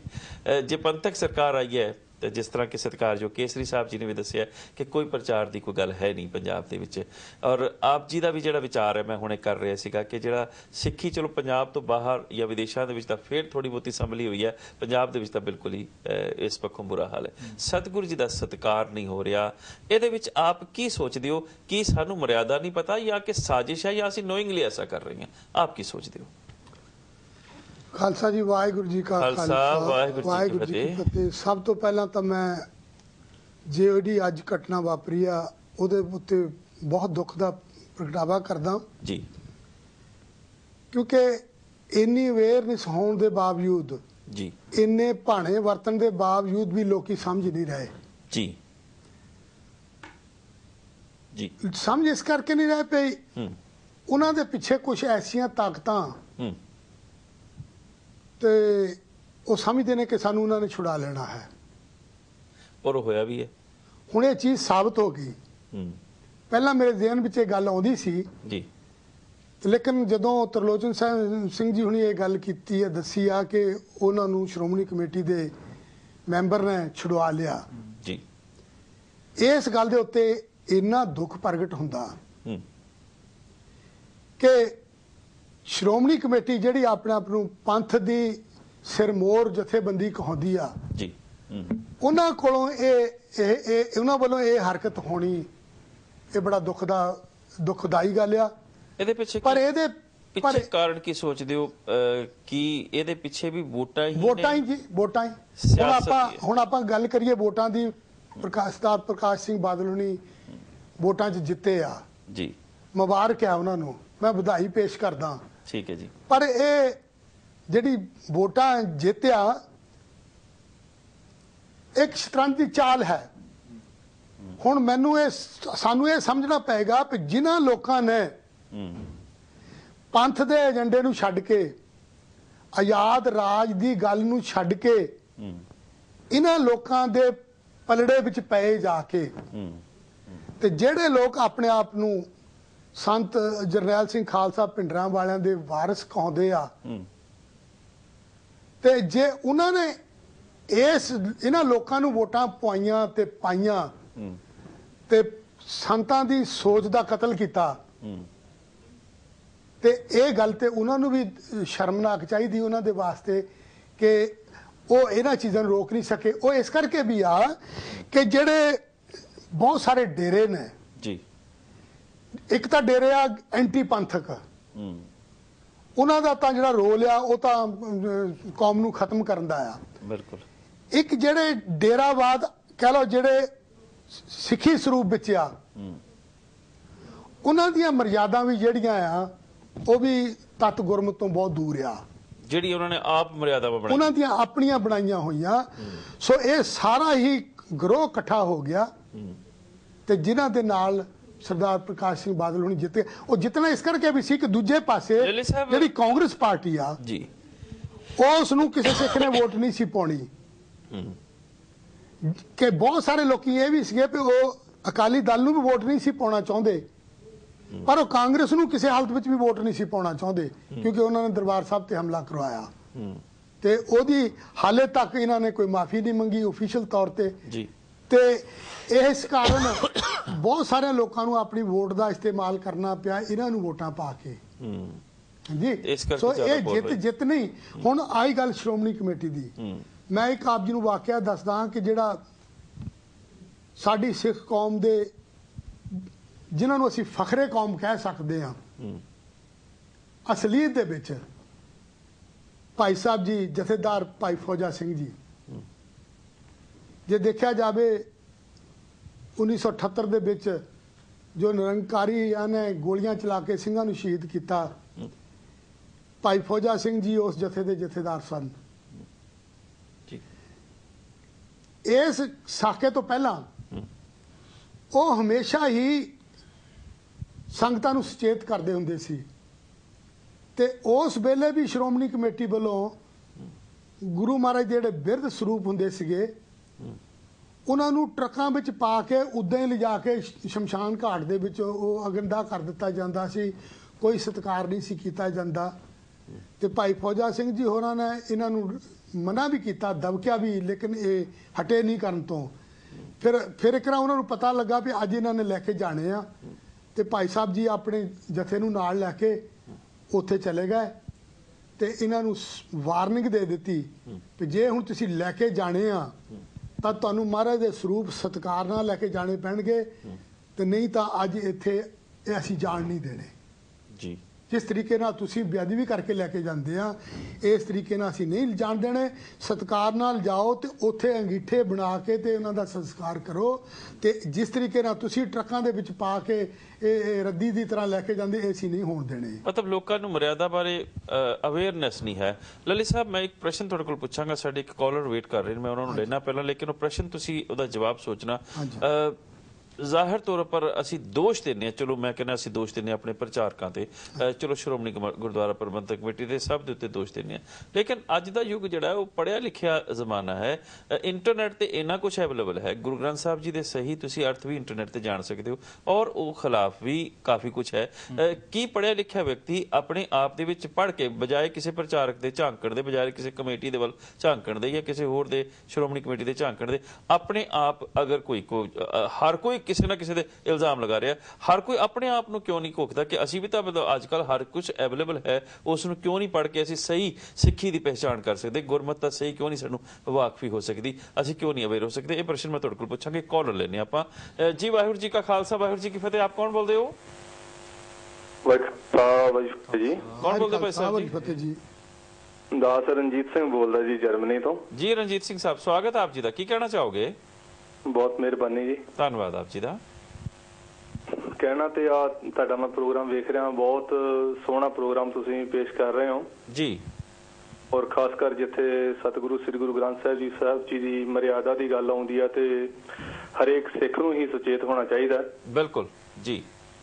ਇਹਦੇ ਵਿੱਚ ਦਾਸ, ਚਲੋ ਮੈਂ ਕੋਈ ਬਹੁਤ ਵੱਡਾ ਵਿਦਵਾਨ ਨਹੀਂ ਹਾਂ ਜੀ, ਲੇਕਿਨ ਦਾਸ ਨੂੰ ਇਹ ਗੱਲ ਜ਼ਰੂਰ ਕਮੀ ਖਟਕਦੀ ਕਿ ਅਸੀਂ ਜਿਹੜੀ ਗੁਰੂ ਗੋਬਿੰਦ ਸਿੰਘ ਜੀ ਸਾਹਿਬ ਜੀ ਦੀ ਜਿਹੜੀ ਮਰਿਆਦਾ ਬਣਾਈ ਹੋਈ ਸੀ ਜੀ, ਉਹਦੇ ਤੋਂ ਪੰਥ ਬਹੁਤ ਜ਼ਿਆਦਾ ਦੂਰ ਚਲਾ ਜਾ ਚੁੱਕਾ ਜੀ। ਰਣਜੀਤ ਸਿੰਘ ਜੀ, ਉਹਦਾ ਕੀ ਕਾਰਨ ਸੋਚਦੇ ਹੋ ਤੁਸੀਂ? ਕਾਰਨ ਜਿਵੇਂ ਸਾਡਾ ਪ੍ਰਬੰਧ ਜਿਹੜਾ ਆ ਸਮੁੱਚੀ ਕੌਮ ਦਾ ਜੀ, ਉਹਨਾਂ ਲੋਕਾਂ ਦੇ ਹੱਥ ਵਿੱਚ ਆ ਗਿਆ ਜੀ ਜਿਹੜੇ ਅਗਿਆਨੀ ਸਨ, ਜਿਹੜੇ ਗੁਰਮਤ ਤੋਂ ਹੀਣੇ ਸੀ ਜੀ। ਹੁਣ ਦੇਖੋ, ਸਭ ਤੋਂ ਸਾਡੀ ਜਿਹੜੀ ਆ ਜਿਹੜਾ ਦੁਖਾਂਤ ਹੋਇਆ, ਮੈਂ ਇੱਕ ਛੋਟਾ ਜਿਹਾ ਸੁਝਾਅ ਦੇ ਰਿਹਾ ਜੀ ਜੀ, ਸਾਰੇ ਸਮੁੱਚੇ ਸਿੱਖ ਜਗਤ ਦੇ ਹੱਥ ਜੋੜ ਕੇ ਚਰਨਾਂ ਵਿੱਚ ਬੇਨਤੀ ਵੀ ਕਰਦਾ। ਸਾਨੂੰ ਗੁਰੂ ਗੋਬਿੰਦ ਸਿੰਘ ਸਾਹਿਬ ਜੀ ਮਹਾਰਾਜ ਜੀ ਨੇ ਜਿਹੜਾ ਸਰੂਪ ਗੁਰੂ ਗ੍ਰੰਥ ਸਾਹਿਬ ਜੀ ਦਾ ਦਿੱਤਾ ਸੀ, ਉਹ ਲੜੀਵਾਰ ਸਰੂਪ ਸੀ। ਅੱਛਾ, ਹਾਂਜੀ, ਇਸ ਗੱਲ ਨੂੰ ਬੇਨਤੀ ਹੈ ਕਿ ਪਹਿਲਾਂ ਧਿਆਨ ਦੇ ਨਾਲ ਜ਼ਰੂਰ ਤੁਸੀਂ ਵਿਚਾਰਿਓ ਜੀ। ਪਦਛੇਦ ਬਾਅਦ ਕੀਤਾ ਗਿਆ, ਪਾਦਸ਼ੇਦ ਬਾਅਦ ਦੇ ਵਿੱਚ ਕੀਤਾ ਗਿਆ ਜੀ। ਜੇਕਰ ਅੱਜ ਜਿਹੜੀਆਂ ਇਹ ਘਟਨਾਵਾਂ ਹੋ ਰਹੀਆਂ ਨੇ ਜੀ, ਇਹਨਾਂ ਲੋਕਾਂ ਨੂੰ ਲੜੀਵਾਰ ਸਰੂਪ ਤੋਂ ਪਾਠ ਕਰਨਾ ਪਵੇ ਕਿ ਇਹ ਇਸ ਤਰੀਕੇ ਦੇ ਨਾਲ ਕਰਕੇ, ਜਿਵੇਂ ਅੱਜ ਟਰੰਕਾਂ 'ਚ ਬੰਦ ਕਰਕੇ ਮਹਾਰਾਜ ਸਾਹਿਬ ਦੀ ਬਹੁਤ ਹੀ ਇਹ ਹਰਕਤਾਂ ਕਰਦੇ ਨੇ, ਬੇਅਦਬੀ ਕਰ ਰਹੇ ਨੇ, ਤੇ ਇਹ ਲੋਕ ਸੇ ਕਰ ਸਕਦੇ ਸੀ ਖਾਲਸਾ ਜੀ? ਰਣਜੀਤ ਸਿੰਘ ਜੀ, ਮੈਨੂੰ ਇੱਕ ਘਟਨਾ ਯਾਦ ਆ ਗਈ, ਜੇ ਤੁਸੀਂ ਕਹੋ ਤਾਂ ਮੈਂ ਤੁਹਾਨੂੰ ਸੁਣਾਵਾਂ। 2 ਮਿੰਟ ਦੀ ਗੱਲ ਹੈ। ਮੈਂ ਸਿੱਖ ਸਟੂਡੈਂਟ ਫੈਡਰੇਸ਼ਨ ਦੇ ਵਿੱਚ ਜੁਆਇੰਟ ਸੈਕਟਰੀ ਹੁੰਦਾ ਸੀ ਉਹਨਾਂ ਦਿਨਾਂ 'ਚ। ਉਹਨਾਂ ਦਿਨਾਂ 'ਚ ਸਾਨੂੰ ਇਸ ਤਰ੍ਹਾਂ ਦੇ ਇੱਕ ਡੇਰੇ ਤੇ ਭੇਜਿਆ ਗਿਆ, ਉੱਥੇ 101 ਅਖੰਡ ਪਾਠ ਸਾਹਿਬ ਰੱਖੇ ਸਨ ਜੋ ਗੁਰਮਤ ਦੇ ਉਲਟ ਸਨ। ਜਦੋਂ ਬਾਅਦ ਦੇ ਵਿੱਚ ਅਸੀਂ ਉਹਨਾਂ ਨੂੰ ਪੁੱਛਿਆ ਗਿਆ, ਉਹਨਾਂ ਦੇ ਵਿੱਚੋਂ ਕਰੀਬਨ ਆਲਮੋਸਟ ਬਿਲਕੁਲ ਹੀ ਅਨਪੜ੍ਹ ਸਨ। ਅਸੀਂ ਉਹਨਾਂ ਨੂੰ ਪੁੱਛਿਆ ਕਿ ਤੁਸੀਂ ਪਾਠ ਕਿਸ ਤਰ੍ਹਾਂ ਕਰਦੇ ਹੋ। ਉਹਨਾਂ ਨੇ ਫਿਰ ਸਾਨੂੰ ਦੱਸਿਆ ਕਿ 101 ਦੇ ਵਿੱਚ ਜਿਹੜਾ ਵਿਚਕਾਰਲਾ ਹੁੰਦਾ ਨਾ ਜੀ, ਉਹ ਉਹਨਾਂ ਵਿੱਚ ਇੱਕ ਪੜਿਆ ਲਿਖਿਆ ਹੁੰਦਾ ਹੈ ਤੇ ਉਹਨਾਂ ਨੂੰ ਇਹ ਕਿਹਾ ਗਿਆ ਸੀਗਾ ਕਿ ਉਹ ਸਿਰਫ ਇਸ ਤਰ੍ਹਾਂ ਕਰੀ ਜਾਣਗੇ ਆਪਣੇ ਸਿਰ ਨੂੰ ਖੱਬੇ ਤੋਂ ਲੈ ਕੇ ਸੱਜੇ ਤੱਕ, ਤੇ ਜਦੋਂ ਵਿਚਕਾਰਲਾ ਪੰਨਾ ਪਰਤੇਗਾ ਤੁਸੀਂ ਸਾਰੇ ਨੇ ਉਸੇ ਵੇਲੇ ਨਾਲ ਹੀ ਪੰਨਾ ਪਰਤ ਦੇਣਾ। ਇਹਦੇ ਤੁਹਾਨੂੰ ਅਸੀਂ 20 ਰੁਪਏ ਜਾਂ 40 ਰੁਪਏ ਜੋ ਵਾਟਐਵਰ ਉਹਦੀ ਇਹ ਦਿਆਂਗੇ। ਮਤਲਬ ਹੁਣ ਇੱਕ ਪਹਿਲਾਂ ਤੇ 101 ਪਾਠ ਰੱਖਣਾ ਹੀ ਗੁਰਮਤ ਦੇ ਉਲਟਾ, ਫਿਰ ਰੱਖ ਕੇ ਇਸ ਤਰ੍ਹਾਂ ਦੀਆਂ ਮਰਿਆਦਾ ਚਲਾਣੀਆਂ। ਗ੍ਰੰਥੀ ਨਹੀਂ ਲੱਭਦੇ ਫਿਰ ਤੇ ਅਨਪੜ੍ਹ ਲੱਭ ਕੇ ਤੇ ਉੱਥੇ ਲੈਣ। ਮਤਲਬ ਮੇਰਾ ਸਿਰਫ ਕਹਿਣ ਤੋਂ ਆਪ ਜੀ ਨੇ ਬਹੁਤ ਅੱਛੀ ਗੱਲ ਕੀਤੀ ਹੈ ਕਿ ਜਿਹੜੀ ਉਹ ਪਹਿਲੀ ਪਾਵਨ ਬੀੜ ਸੀ ਉਹਦੇ ਲਈ ਇੱਕ ਬਹੁਤ ਜ਼ਬਰਦਸਤ ਵਿਦਵਤਾ ਦੀ ਲੋੜ ਹੁੰਦੀ ਸੀ। ਜੇ ਉਹਨਾਂ ਕੋਲ ਇਹ ਵਿਦਵਤਾ ਹੋਵੇਗੀ ਤਾਂ ਜ਼ਾਹਿਰ ਤੌਰ ਪਰ ਫਿਰ ਸਤਿਕਾਰ ਵੀ ਹੋਵੇਗਾ। ਸਤਿਕਾਰ ਕਿਉਂਕਿ ਯਾਨੀ ਕਿ ਤੁਸੀਂ ਦੇ ਵਿੱਚੋਂ ਉਹਨਾਂ ਦੇ ਜਿਹੜੇ ਉਸਤਾਦ ਹੋਣਗੇ ਉਹਨਾਂ ਨੂੰ ਦੱਸਣਗੇ ਜੀ। ਤੁਸੀਂ ਉਹਨੂੰ ਰਣਜੀਤ ਸਿੰਘ ਜੀ ਇੱਕ ਸਮਝ ਰਹੇ ਹੋ ਕਿ ਇਸ ਇੱਕ ਪਹਿਲਾ ਸਟੈਪ ਸੀ ਜਿਹੜਾ ਕਿ ਹੋਇਆ। ਆਪਾਂ ਲੱਲੀ ਸਾਹਿਬ ਪਾਸੋਂ ਵੀ, ਕਿਉਂਕਿ ਸਾਡੇ ਪਾਸ ਵਿਦਵਾਨ ਕੇਸਰੀ ਸਾਹਿਬ ਮੌਜੂਦ ਨੇ, ਆਪਾਂ ਇਹੀ ਸਵਾਲ ਉਹਨਾਂ ਪਾਸੋਂ ਵੀ ਪੁੱਛਾਂਗੇ। ਰਣਜੀਤ ਸਿੰਘ ਸਾਹਿਬ ਤੁਹਾਡਾ ਬਹੁਤ ਬਹੁਤ ਸ਼ੁਕਰੀਆ ਸਾਡੇ ਨਾਲ ਕਾਲ ਦੇ ਵਿੱਚ ਸ਼ਾਮਲ ਹੋਣ ਦੇ ਲਈ। ਬਹੁਤ ਬਹੁਤ ਤੁਹਾਡਾ ਖਾਲਸਾ ਵਾਹਿਗੁਰੂ ਜੀ ਫਤਿਹ। ਮੈਂ ਆਪ ਜੀ ਨੂੰ ਦੱਸਦਾ ਚੱਲਾਂ ਕਿ ਸਾਡੀ ਇਸ ਵਕਤ ਵਿਚਾਰ ਚੱਲ ਰਹੀ ਹੈ, ਆਪਨੇ ਫੁਟੇਜ ਵੀ ਦੇਖ ਲਈ ਹੈ ਔਰ ਤਰਲੋਚਨ ਸਿੰਘ ਸਾਹਿਬ ਜੀ ਦੀ ਵੀ ਗੱਲਬਾਤ ਆਪਨੇ ਸੁਣ ਲਈ ਹੈ। ਇਹ ਅੱਜ ਦੀ ਘਟਨਾ ਹੈ, ਅੱਜ ਸਵੇਰੇ ਇਹ ਭਾਣਾ ਵਾਪਰਿਆ ਜਿਸ ਦੇ ਬਾਰੇ ਡੀਟੇਲ ਦੇ ਵਿੱਚ ਆਪ ਜੀ ਦੇ ਨਾਲ ਅਸੀਂ ਹੁਣ ਇਸ ਵਕਤ ਵਿਚਾਰ ਕਰ ਰਹੇ ਹਾਂ। ਅਸਲ ਦੇ ਵਿੱਚ ਸਿੱਖ ਚੈਨਲਸ ਦਾ ਜਿਹੜਾ ਮੁੱਢਲਾ ਕਰਮ ਹੈ ਉਹ ਇਹੋ ਹੀ ਹੈ ਕਿ ਜੋ ਵੀ ਜਿੱਥੇ ਵੀ ਵਾਪਰ ਰਿਹਾ ਅਸੀਂ ਉਸੇ ਜਗ੍ਹਾ ਉੱਪਰ ਇੱਕਦਮ ਪਹੁੰਚੀਏ ਔਰ ਆਪ ਜੀ ਤੱਕ ਸੱਚ ਲਿਆ ਕੇ ਸਾਹਮਣੇ ਰੱਖ ਦਈਏ ਤਾਂ ਕਿ ਆਪ ਜਾਣ ਸਕੋ ਕਿ ਕੌਮ ਦੇ ਨਾਲ ਕਿੱਥੇ ਕਿੱਥੇ ਕੀ ਹੋ ਰਿਹਾ। ਤਾਂ ਅੱਜ ਗੁਰੂ ਗ੍ਰੰਥ ਸਾਹਿਬ ਜੀ ਦੇ ਉਸ ਤਸਕਾਰ ਦੀ ਗੱਲ ਹੈ ਜਿਹੜਾ ਕਿ ਹਮੇਸ਼ਾ ਤੋਂ ਹੀ ਇਹ ਚੱਲਿਆ ਆ ਰਿਹਾ ਔਰ ਇਸ ਨੂੰ ਆਪਾਂ ਰੋਕਣਾ ਕਿਵੇਂ ਹੈ। ਇਸ ਦੇ ਲਈ ਆਪ ਜੀ ਵੀ ਸਾਡੇ ਅੱਜ ਦੇ ਇਸ ਪ੍ਰੋਗਰਾਮ ਦੇ ਵਿੱਚ ਫੋਨ ਲਾਈਨ ਰਾਹੀਂ ਸ਼ਾਮਲ ਹੋ ਸਕਦੇ ਹੋ। 0208571687 ਸਾਡਾ ਅੱਜ ਦਾ ਲੰਡਨ ਸਟੂਡੀਓ ਦਾ ਨੰਬਰ ਰਹੇਗਾ ਔਰ ਸਾਡੇ ਨਾਲ ਮੌਜੂਦ ਨੇ ਸਤਿਕਾਰਯੋਗ ਸਰਦਾਰ ਜਥੇਦਾਰ ਸੇਵਾ ਸਿੰਘ ਜੀ ਲੱਲੀ ਸਾਹਿਬ ਔਰ ਸਤਿਕਾਰਯੋਗ ਗਿਆਨੀ ਪਰਮਜੀਤ ਸਿੰਘ ਜੀ ਕੇਸਰੀ ਸਾਹਿਬ। ਲੱਲੀ ਸਾਹਿਬ, ਮੈਂ ਆਪ ਜੀ ਤੋਂ ਇੱਕ ਪ੍ਰਸ਼ਨ ਪੁੱਛਿਆ ਸੀ, ਆਪ ਜੀ ਉਹਦਾ ਕੀ ਜਵਾਬ ਦੇਣਾ ਚਾਹੋਗੇ? ਮਾਨਸਿਕ ਜਿਹੜੀ ਅਵਸਥਾ ਸਾਡੇ ਲੋਕਾਂ ਦੀ, ਬੱਚਿਆਂ ਦੀ, ਉਹ ਬਿਲਕੁਲ ਖਤਮ ਕਰ ਦਿੱਤੀ ਗਈ ਆ। ਜਿਨ੍ਹਾਂ ਨੂੰ ਹਰ ਵੇਲੇ 24 ਘੰਟਿਆਂ ਦੇ ਵਿੱਚੋਂ 2, 5, 7 ਘੰਟੇ ਜਿਹੜੇ ਸੌਂਦੇ ਆ ਤੇ ਬਾਕੀ ਸਮਾਂ ਕੱਢ ਕੇ ਹਰ ਵੇਲੇ ਹੀ ਉਹਨਾਂ ਨੂੰ ਲਚਰ ਉਹਨਾਂ ਨੂੰ ਪਰੋਸਿਆ ਜਾਂਦਾ। ਟੈਲੀਵਿਜ਼ਨ ਦੇਖ ਲਓ, ਇੰਟਰਨੈਟ ਦੇਖ ਲਓ, ਪਿੰਡਾਂ ਦੇ ਵਿੱਚ ਉੱਥੇ ਗਾਣੇ ਵੱਜਦੇ ਆ ਜਿਹੜੇ ਕਿ ਸ਼ਰੀਫ ਬੰਦਾ ਜਿਹੜਾ ਉਹ ਆਪਦੇ ਪਰਿਵਾਰ ਵਿੱਚ ਬੈਠਾ ਉਹ ਸੁਣਨ ਤੋਂ ਵੀ ਸ਼ਰਮਾਉਂਦਾ ਆ। ਹਾਂਜੀ, ਇਹ ਚੀਜ਼ਾਂ ਉਹਨਾਂ ਨੂੰ ਪਤਾ ਹੀ ਨਹੀਂ ਇਸ ਚੀਜ਼ ਦਾ ਤੇ ਗੁਰਮਤ ਵੱਲ ਨੂੰ ਉਹਨਾਂ ਦਾ ਧਿਆਨ ਹੀ ਨਹੀਂ, ਮਤਲਬ ਜਾ ਹੀ ਨਹੀਂ ਸਕੇ, ਪਹਿਲਾ ਪੈਂਡਾ ਹੀ ਨਹੀਂ ਚੁੱਕ ਸਕੇ। ਗਿਆਨੀ ਜੀ ਕੇਸਰੀ ਸਾਹਿਬ, ਮੈਂ ਆਪ ਜੀ ਤੋਂ ਇੱਕ ਪ੍ਰਸ਼ਨ ਪੁੱਛਣਾ ਚਾਹਾਂਗਾ। ਰਣਜੀਤ ਸਿੰਘ ਸਾਹਿਬ ਜੀ ਨੇ ਹੁਣ ਇੱਕ ਫੋਨ ਤੇ ਸਾਨੂੰ ਗੱਲ ਕੀਤੀ ਕਿ ਜਿਹੜੀ ਗੁਰੂ ਗ੍ਰੰਥ ਸਾਹਿਬ ਜੀ ਦੀ ਪਾਵਨ ਬੀੜ ਦੇ ਜੋ ਪਾਵਨ ਸ਼ਬਦ ਸਨ, ਅੱਖਰ ਸਨ, ਉਹਨਾਂ ਨੂੰ ਅਸੀਂ ਪਦਛੇਦ ਕੀਤਾ ਗਿਆ। ਤੁਸੀਂ ਇਹਦੇ ਬਾਰੇ ਕੀ ਕਹਿਣਾ ਚਾਹੋਗੇ? ਇਹ ਠੀਕ ਹੋਇਆ ਕਿ ਗਲਤ? ਕਿਉਂਕਿ ਕੁਝ ਲੋਕ ਕਹਿੰਦੇ ਆ ਕਿ ਜੇ ਪ੍ਰਚਾਰ ਕਰਨਾ, ਪੜ੍ਹਨਾ ਤੇ ਸਮਝਣਾ ਤੇ ਸਮਝਣ ਦੇ ਵਿੱਚ ਆਸਾਨੀ ਹੋਵੇ ਉਹਦੇ ਵਿੱਚ ਕੋਈ ਹਰਜ਼ ਨਹੀਂ। ਕੁਝ ਕਹਿੰਦੇ ਆ ਕਿ ਬਿਲਕੁਲ ਹੀ ਹਰਜ਼ ਹੋਇਆ ਔਰ ਕੁਝ ਲੋਕ ਇਹ ਵੀ ਕਹਿੰਦੇ ਆ ਕਿ ਜਿਹੜੇ ਇਹ ਕਹਿ ਰਹੇ ਆ ਕਿ ਪਦਛੇਦ ਹੋਇਆ ਉਹ ਸਾਨੂੰ ਤੋੜਨਾ ਚਾਹੁੰਦੇ ਆ। ਤੁਹਾਡਾ ਇਹਦੇ ਬਾਰੇ ਕੀ ਖਿਆਲ ਹੈ? ਅਸੀਂ ਵਰਜੀ ਜੇ ਇਸ ਕੰਟਰੋਵਰਸੀ ਚ ਪੈਣ ਦੀ ਥਾਂ ਕਿ ਪਦਛੇਦ ਹੋਇਆ ਠੀਕ ਹੈ ਜਾਂ ਗਲਤ ਹੈ, ਗਲਤ ਇਸ ਪੱਖੋਂ ਕਿਉਂਕਿ ਸਤਿਗੁਰੂ ਵੱਲੋਂ ਜੋ ਲੜੀਵਾਰ ਸਰੂਪ ਸਾਨੂੰ ਦਿੱਤਾ ਗਿਆ ਉਹਦੇ ਵਿੱਚ ਪਦਛੇਦ ਹੋਇਆ, ਤੇ ਸਹੀ ਇਸ ਪੱਖੋਂ ਕਿਉਂਕਿ ਅੱਜ ਜੋ ਮੌਜੂਦਾ ਸਮੇਂ ਵਿੱਚ ਹਜ਼ਾਰਾਂ ਲੱਖਾਂ ਦੀ ਗਿਣਤੀ ਵਿੱਚ ਗੁਰੂ ਗ੍ਰੰਥ ਸਾਹਿਬ ਦੀ ਬਾਣੀ ਨਾਲ ਜਿਹੜੇ ਬੱਚੇ ਜੁੜੇ ਹੋਏ ਹਨ, ਕਿਤੇ ਨਾ ਕਿਤੇ ਉਹ ਬਾਣੀ ਤੋਂ ਦੂਰ ਜਾਣਗੇ। ਤੇ ਬਾਕੀ ਰਹੀ ਗੱਲ ਗੁਰੂ ਗ੍ਰੰਥ ਸਾਹਿਬ ਦੀ ਵਿਚਾਰ ਦੀ, ਸਤਿਗੁਰੂ ਨੇ ਬਾਣੀ ਵਿੱਚ ਜ਼ਿਕਰ ਕੀਤਾ। ਜੇ ਇਸ ਕੰਟਰੋਵਰਸੀ ਚ ਪੈਣ ਦੀ ਥਾਂ ਅਸੀਂ ਸਤਿਗੁਰੂ ਦੀ ਬਾਣੀ ਦੀ ਵਿਚਾਰ ਨਾਲ ਜੁੜੀਏ, ਕਿਉਂਕਿ ਨਾ ਸਿੱਖ ਨੂੰ ਕਿਰਪਾਨਾਂ ਮਾਰ ਸਕਦੀਆਂ ਨੇ, ਨਾ ਸਿੱਖ ਨੂੰ ਤੋਪਾਂ ਦੇ ਗੋਲਿਆਂ ਨਾਲ ਉਡਾਇਆ ਜਾ ਸਕਦਾ। ਹਾਂ, ਇੱਕ ਥਾਂ ਤੇ ਆ ਕੇ ਸਿੱਖ ਦੀ ਮੌਤ ਹੋ ਜਾਂਦੀ ਹੈ। ਪਿਆਸਿਆਂ ਨੂੰ ਪਾਣੀ ਨਾਲੋਂ ਦੂਰ ਕਰ ਦਿਓ, ਪਿਆਸੇ ਦੀ ਮੌਤ ਹੈ। ਸਿੱਖ ਨੂੰ ਬਾਣੀ ਨਾਲੋਂ ਦੂਰ ਕਰ ਦਿਓ, ਸਿੱਖ ਦੀ ਮੌਤ ਹੈ। ਜਿਉਂ ਪ੍ਰਾਨੀ ਜਲ ਬਿਨ ਹੈ ਮਰਤਾ, ਤਿਉਂ ਸਿੱਖ ਗੁਰ ਬਿਨ ਮਰ ਜਾਈ। ਇਸ ਕੰਟਰੋਵਰਸੀ ਚ ਪੈਣ ਦੀ ਥਾਂ ਕਿ ਪਦਛੇਦ ਸਰੂਪ ਹੈ ਜਾਂ ਲੜੀਵਾਰ ਸਰੂਪ ਹੈ, ਕਿਉਂਕਿ ਰਣਜੀਤ ਸਿੰਘ ਸਾਹਿਬ ਨੇ ਜ਼ਿਕਰ ਕੀਤਾ ਸੀ, ਇਸ ਕਰਕੇ ਆਪਾਂ ਇਸ ਨੂੰ ਜ਼ਿਕਰ ਕਰਨਾ ਸਾਡਾ ਬਣਦਾ ਸੀਗਾ। ਪਰ ਤੁਸੀਂ ਬਹੁਤ ਅੱਛੀ ਗੱਲ ਕੀਤੀ ਕਿ ਅਸੀਂ ਜੁੜਨਾ ਤਾਂ, ਕਿਉਂਕਿ ਸਾਡਾ ਗੁਰੂ ਤੇ ਸ਼ਬਦ ਗੁਰੂ ਹੈ, ਗੁਰਬਾਣੀ ਹੈ। ਬਾਣੀ ਗੁਰੂ, ਗੁਰੂ ਹੈ ਬਾਣੀ, ਵਿੱਚ ਬਾਣੀ ਅੰਮ੍ਰਿਤ ਸਾਰੀ, ਗੁਰਬਾਣੀ ਕਹੇ। ਕਿਉਂਕਿ ਜਿਸ ਨੇ ਮੰਨ ਲਿਆ, ਸੇਵਕ ਜਨਮਾਨੇ, ਸੇਵਕ ਹੋ ਕੇ ਅਸੀਂ ਗੁਰਬਾਣੀ ਨੂੰ ਮੰਨਣਾ। ਤਾਂ ਜਿਹੜਾ ਸੇਵਕ ਹੈ ਜ਼ਾਹਿਰ ਤੌਰ ਉੱਪਰ ਉਹ ਸੇਵਾ ਕਰੇਗਾ ਤੇ ਸੇਵਾ ਭਾਵਨਾ ਨਾਲ ਕਰੇਗਾ, ਉਹ ਕਦੀ ਨਿਰਾਦਰ ਕਰ ਸਕਦਾ। ਤੋ ਲੱਲੀ ਸਾਹਿਬ, ਇਹ ਫਿਰ ਜਿਹੜਾ ਅੱਜ ਦਾ ਭਾਣਾ ਵਾਪਰਿਆ ਇਹਦਾ ਮਤਲਬ? ਹਾਂਜੀ ਜੀ, ਦੇਖੋ, ਜਿਹੜਾ ਸਰਦਾਰ ਰਣਜੀਤ ਸਿੰਘ ਨੇ ਸਵਾਲ ਕੀਤਾ, ਉਹ ਜਿਸ ਤਰ੍ਹਾਂ ਉਹਨੇ ਜ਼ਿਕਰ ਵੀ ਕੀਤਾ ਕਿ ਅਗਰ ਲੜੀਵਾਰ ਸਰੂਪ ਤੋਂ ਪਾਠ ਕੀਤਾ ਜਾਵੇ ਤੇ ਉਹ ਕਈ ਸਾਲ ਡੇਰਿਆਂ ਦੇ ਵਿੱਚ ਜਾਂ ਇਹ ਵਿਦਿਆ ਦਿੱਤੀ ਜਾਂਦੀ ਸੀ ਜੀ ਜੀ। ਪਹਿਲਾਂ ਕਈ ਵੇਰ ਸਹਿਜ ਪਾਠ ਕਰਵਾਏ ਜਾਂਦੇ ਸੀ ਜੀ, ਤੇ ਫਿਰ ਜਦੋਂ ਦੇਖਦੇ ਸੀ ਤੇ ਫਿਰ ਅਖੰਡ ਪਾਠ ਕਰਨ ਦਿੱਤਾ ਜਾਂਦਾ ਸੀ। ਹੁਣ ਸੰਤ ਗੁਰਬਚਨ ਸਿੰਘ ਜੀ ਪਿੰਡਰਾਂ ਵਾਲੇ, ਹਾਂਜੀ ਹਾਂਜੀ, ਜਿਨ੍ਹਾਂ ਨੇ ਬਹੁਤ ਕੌਮ ਦੀ ਸੇਵਾ ਕੀਤੀ, ਸਤਿਕਾਰਯੋਗ, ਉਹ ਸੰਥਿਆ ਦਿਆ ਕਰਦੇ ਸੀ, ਵਿਦਿਆ ਪੜ੍ਹਾਇਆ ਕਰਦੇ ਸੀ। ਜਦੋਂ ਕਈ ਵੇਰ ਕਹਿੰਦੇ ਨੇ 100 ਵੇਰ ਸਹਿਜ ਪਾਠ ਕੋਈ ਕਰ ਲੈਂਦਾ ਸੀ ਜੀ, ਤੇ ਫਿਰ ਉਸ ਨੂੰ ਅਖੰਡ ਪਾਠ ਕਰਨ ਦੀ ਇਜਾਜ਼ਤ ਹੁੰਦੀ ਸੀ। ਉਹਦਾ ਮਤਲਬ ਸੀ ਉਹਦੇ ਨਾਲ ਮਤਲਬ ਸਮਝਾਉਣੇ, ਉਹਦਾ ਵਿਸ਼ਰਾਮ ਸਹੀ ਤਰੀਕੇ ਨਾਲ। ਹੁਣ ਤੇ ਬਾਜ ਵੇਲੇ ਤੁਸੀਂ ਗੁਰੂ ਘਰਾਂ ਦੇ ਵਿੱਚ ਦੇਖੋ ਤੇ ਗੁੱਸਾ ਆਉਂਦਾ ਕਿ ਵਿਸ਼ਰਾਮ ਸਹੀ ਥਾਂ ਨਹੀਂ ਹੁੰਦੇ, ਉਹਦਾ ਬਾਣੀ ਦਾ ਉਚਾਰਨ ਇੰਨਾ ਗਲਤ ਹੁੰਦਾ ਆ ਕਿ ਅਰਥਾਂ ਦਾ ਅਨਰਥ ਹੁੰਦਾ ਹੈ ਉੱਥੇ। ਸੋ ਜੇ ਲੜੀਵਾਰ ਸਰੂਪ ਦੇ ਉੱਤੋਂ ਕੀਤਾ ਜਾਵੇ ਫਿਰ ਇੱਕ ਤੇ ਆਮ ਬੰਦਾ ਕਰ ਨਹੀਂ ਸਕਦਾ। ਹੁਣ ਜਿਵੇਂ ਤੁਸੀਂ ਫੁਟੇਜ ਦੇਖਿਆ ਜੀ, ਜੇ ਲੜੀਵਾਰ ਸਰੂਪ ਹੁੰਦਾ ਤੇ ਉਹ ਬੰਦੇ ਕਦੇ ਵੀ ਇਸ ਗੱਲ ਵੱਲ ਨਾ ਆਉਂਦੇ ਕਿ ਉਹ ਅਖੰਡ ਪਾਠ ਕਰ ਸਕਣ, ਕਿਉਂਕਿ ਉਹ ਕਰ ਹੀ ਨਹੀਂ ਸਕਦੇ। ਇੱਕ ਚੀਜ਼ ਮੈਂ ਹੋਰ ਐਡ ਕਰਾਂਗਾ, ਜਿਨ੍ਹਾਂ ਦੇ ਵੀਰ ਜੀ ਮਨ ਵਿੱਚ ਸਤਿਕਾਰ ਨਹੀਂ ਆ, ਉਹ ਭਾਵੇਂ ਲੜੀਵਾਰ ਸਰੂਪ ਹੈ ਭਾਵੇਂ ਪਦਛੇਦ ਹੈ, ਉਹਨਾਂ ਨੇ ਕਰਨਾ। ਲੱਲੀ ਸਾਹਿਬ ਦੀ ਗੱਲ ਇਹ ਨਹੀਂ ਸੀ ਗਿਆਨੀ ਜੀ, ਲੱਲੀ ਸਾਹਿਬ ਦੀ ਗੱਲ ਇਹ ਸੀ ਕਿ ਜਦ ਉਹ ਕਰ ਹੀ ਨਹੀਂ ਸਕਦੇ ਜ਼ਾਹਿਰ ਤੌਰ ਉੱਪਰ ਉਹ, ਕਿਉਂਕਿ ਜਿਸ ਤਰ੍ਹਾਂ ਤਰਲੋਚਨ ਸਿੰਘ ਸਾਹਿਬ ਨੇ ਕਿਹਾ ਕਿ ਉਹ 11,000 ਰੁਪਇਆ ਲੈਂਦੇ ਸਨ, ਬਹਾਨਾ ਇਹ ਹੁੰਦਾ ਸੀਗਾ ਕਿ ਗੁਰੂ ਗ੍ਰੰਥ ਸਾਹਿਬ ਲਿਆ ਰਹੇ ਆ, ਤੁਹਾਡੇ ਕੋਲ ਪੂਛਾ ਦਿੰਦੇ ਸਨ ਜਾਂ ਭੂਤ ਕੱਢ ਦਿਆਂਗੇ। ਮਤਲਬ ਲੱਲੀ ਸਾਹਿਬ ਦਾ ਕੁਐਸਚਨ ਇਹ ਸੀਗਾ ਕਿ ਹੁਣ ਉਹ ਕਰ ਸਕਣ ਦੇ ਕਾਬਲ ਇਸ ਕਰਕੇ ਹੋਏ ਕਿਉਂਕਿ ਪਦਛੇਦ ਸੀ, ਜੇ ਨਾ ਹੋਇਆ ਹੁੰਦਾ ਤੇ ਉਹ ਕਰ ਹੀ ਨਹੀਂ ਸਨ ਸਕਦੇ। ਜਿਹੜੀ ਚੀਜ਼ ਉਹ ਕਰ ਹੀ ਨਹੀਂ ਸਨ ਸਕਦੇ, ਉਹ ਵੀ ਹਾਂ ਉਹ ਵੀ ਸਹੀ, ਤੇ ਜਿਹੜੀ ਚੀਜ਼ ਉਹ ਕਰ ਹੀ ਨਹੀਂ ਸਨ ਸਕਦੇ ਉਹ ਚੀਜ਼ ਫਿਰ ਲਿਜਾਂਦੇ ਵੀ ਕਿਹੜੇ ਮੂੰਹ ਦੇ ਨਾਲ, ਹਾਂ ਜਾਂ ਤੇ ਫਿਰ ਬਿਲਕੁਲ ਹੀ ਉਲਟ ਸੁਲਟ ਕਰੀ ਜਾਂਦੇ। ਕਿਉਂਕਿ ਮੇਰੇ ਖਿਆਲ ਸ਼ਾਇਦ ਰਣਜੀਤ ਸਿੰਘ ਸਾਹਿਬ ਨੇ ਹੁਣੇ ਕਿਹਾ ਕਿ ਅਗਿਆਨੀਆਂ ਦੇ ਹੱਥਾਂ ਦੇ ਵਿੱਚ ਜਦੋਂ ਆਪਾਂ ਦੇ ਦਿਆਂਗੇ ਵਾਗਡੋਰ ਤਾਂ ਫਿਰ ਇਸ ਤਰ੍ਹਾਂ ਹੀ ਹੋਏਗਾ। ਪਰ ਹਰ ਗੱਲ ਹਰ ਬੰਦਾ ਕੋਲ, ਲੱਲੀ ਸਾਹਿਬ ਤੁਸੀਂ ਵੀ ਸਿਆਸਤ ਦੇ ਵਿੱਚ ਥੋੜਾ ਜਿਹਾ ਇੰਟਰਸਟ ਰੱਖਦੇ ਹੋ, ਸਾਡੇ ਸਿਆਸੀ ਆਗੂ ਵੀ ਹੋ, ਹਰ ਵਾਰੀ ਇਹ ਪ੍ਰਸ਼ਨ ਉੱਠਦਾ ਕਿ ਪੰਜਾਬ ਦੇ ਵਿੱਚ ਅਗਿਆਨੀਆਂ ਨੂੰ ਚੁਣਿਆ ਜਾਂਦਾ ਜਾਂ ਉਹਨਾਂ ਨੂੰ ਚੁਣਿਆ ਜਾਂਦਾ ਜਿਹੜੇ ਕਿ ਸਿੱਖ ਪੰਥ ਦੀ ਗੱਲ ਨਹੀਂ ਕਰਦੇ ਜਾਂ ਜਿਹੜੇ ਸਿੱਖ ਵਿਰੋਧੀ ਸ਼ਕਤੀਆਂ ਦੇ ਅਧੀਨ ਖੇਡਦੇ, ਜਦ ਹਰ ਬੰਦਾ ਇਹ ਜਾਣਦਾ ਪਰ ਫਿਰ ਵੀ ਉਹ ਅਕਸਰੀਅਤ ਦੇ ਵਿੱਚ ਫਿਰ ਵੀ ਉਹ ਆਉਂਦੇ ਨੇ। ਇਹੀ ਤਾਂ ਤਰਾਸਦੀ ਆ, ਇਹੀ ਤਰਾਸਦੀ ਆ। ਜਿਹੜੇ ਬੰਦੇ ਇਸ ਚੀਜ਼ ਨੂੰ ਸਮਝਦੇ ਆ ਉਹ ਘੱਟ ਗਿਣਤੀ 'ਚ ਹੈਗੇ ਆ। ਉੱਥੇ ਵੋਟਾਂ ਦਾ ਰਾਜ ਆ, ਵੋਟਾਂ ਦੇ ਵਿੱਚ ਤੇ ਤੁਹਾਨੂੰ ਪਤਾ ਇਸ ਵੇਲੇ ਜੇ ਦੇਖਿਆ ਜਾਵੇ ਕਰਪਸ਼ਨ ਜ਼ੋਰਾਂ ਤੇ ਆ।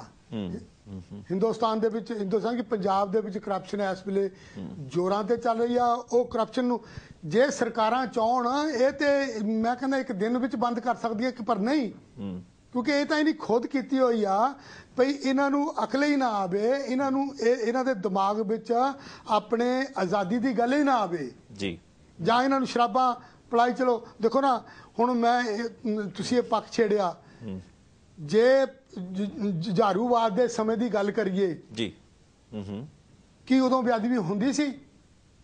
ਲੋਕੀ ਡਰ ਗਏ ਸੀ, ਲੋਕੀ ਬੰਦ ਹੋ ਗਏ। ਉਦੋਂ ਤੇ ਸਕੂਲਾਂ ਦੇ ਵਿੱਚ ਬੱਚੀਆਂ ਨੇ ਵੀ ਕਬਰ ਕੱਢ ਗਏ, ਤੇ ਕੀ ਉਸ ਵੇਲੇ ਜਿਹੜੇ ਠੇਕੇ ਆ ਬੰਦ ਨਹੀਂ ਹੋਏ? ਸਭ ਕੁਝ ਹੋਇਆ। ਕੀ ਵਿਆਹਾਂ ਸ਼ਾਦੀਆਂ ਦੇ ਉੱਤੇ ਜਿਹੜੀਆਂ ਮਰਿਆਦਾ ਜਾਂ ਜਿਹੜਾ ਫਾਲਤੂ ਖਰਚਾ ਬੰਦ ਨਹੀਂ ਹੋਇਆ? ਕੀ ਉਹ ਸਮਾਜ ਦਾ ਭਲਾ ਨਹੀਂ ਕੀਤਾ? ਹਾਂਜੀ, ਤੇ ਹੁਣ ਜਦੋਂ ਕਾਰਨ ਸੀ ਨਾ ਉਸ ਲਹਿਰ ਨੂੰ ਬਦਨਾਮ ਕਰਤਾ ਗਿਆ, ਇਹਨਾਂ ਲੋਕਾਂ ਨੇ ਬਦਨਾਮ ਕਰਕੇ ਉਸ ਲਹਿਰ ਨੂੰ ਬਦਨਾਮ ਨਹੀਂ ਕਮਜ਼ੋਰ ਕਰਕੇ, ਇਹ ਲੀਡਰਾਂ ਦੀ ਚਾਲ ਸੀ, ਬਦਨਾਮ ਕਰਕੇ ਕਮਜ਼ੋਰ ਕੀਤਾ ਗਿਆ ਨਾ, ਕਿ ਕੁਝ ਜੁਝਾਰੂਆਂ ਦੇ ਭੇਖ ਦੇ ਵਿੱਚ ਭੇਜ ਦਿੱਤੇ ਗਏ ਜਿਨ੍ਹਾਂ ਨੇ ਬੱਸਾਂ ਤੋਂ ਲਾ ਕੇ ਮਾਰੇ ਜਾਂ ਜਿਨ੍ਹਾਂ ਨੇ ਰੇਪ ਕੀਤੇ, ਵਾਟਐਵਰ। ਇਹ ਗੁਰਸਿੱਖ ਦਾ ਕੰਮ ਤਾਂ ਹੈ ਨਹੀਂ। ਈਵਨ ਮਹਾਂਪੁਰਖਾਂ ਨੂੰ ਵੀ ਬਦਨਾਮ ਕਰਨ ਦੀ ਕੋਸ਼ਿਸ਼ ਕੀਤੀ ਗਈ। ਨਹੀਂ, ਮੈਂ ਤਾਂ ਇਹਨਾਂ ਨਾਲ ਦੇਖੋ ਸਿੰਘਾਂ ਨਾਲ ਪਿੱਛੇ ਵੀ ਮੈਂ ਗੱਲ ਕਰਦਾ ਰਿਹਾ, ਕਈ ਦਫਾ ਬਿਆਨ ਆਉਂਦੇ ਸੀ ਜੀ, ਮਾਫੀਆਂ ਮੰਗਦੇ ਸੀ।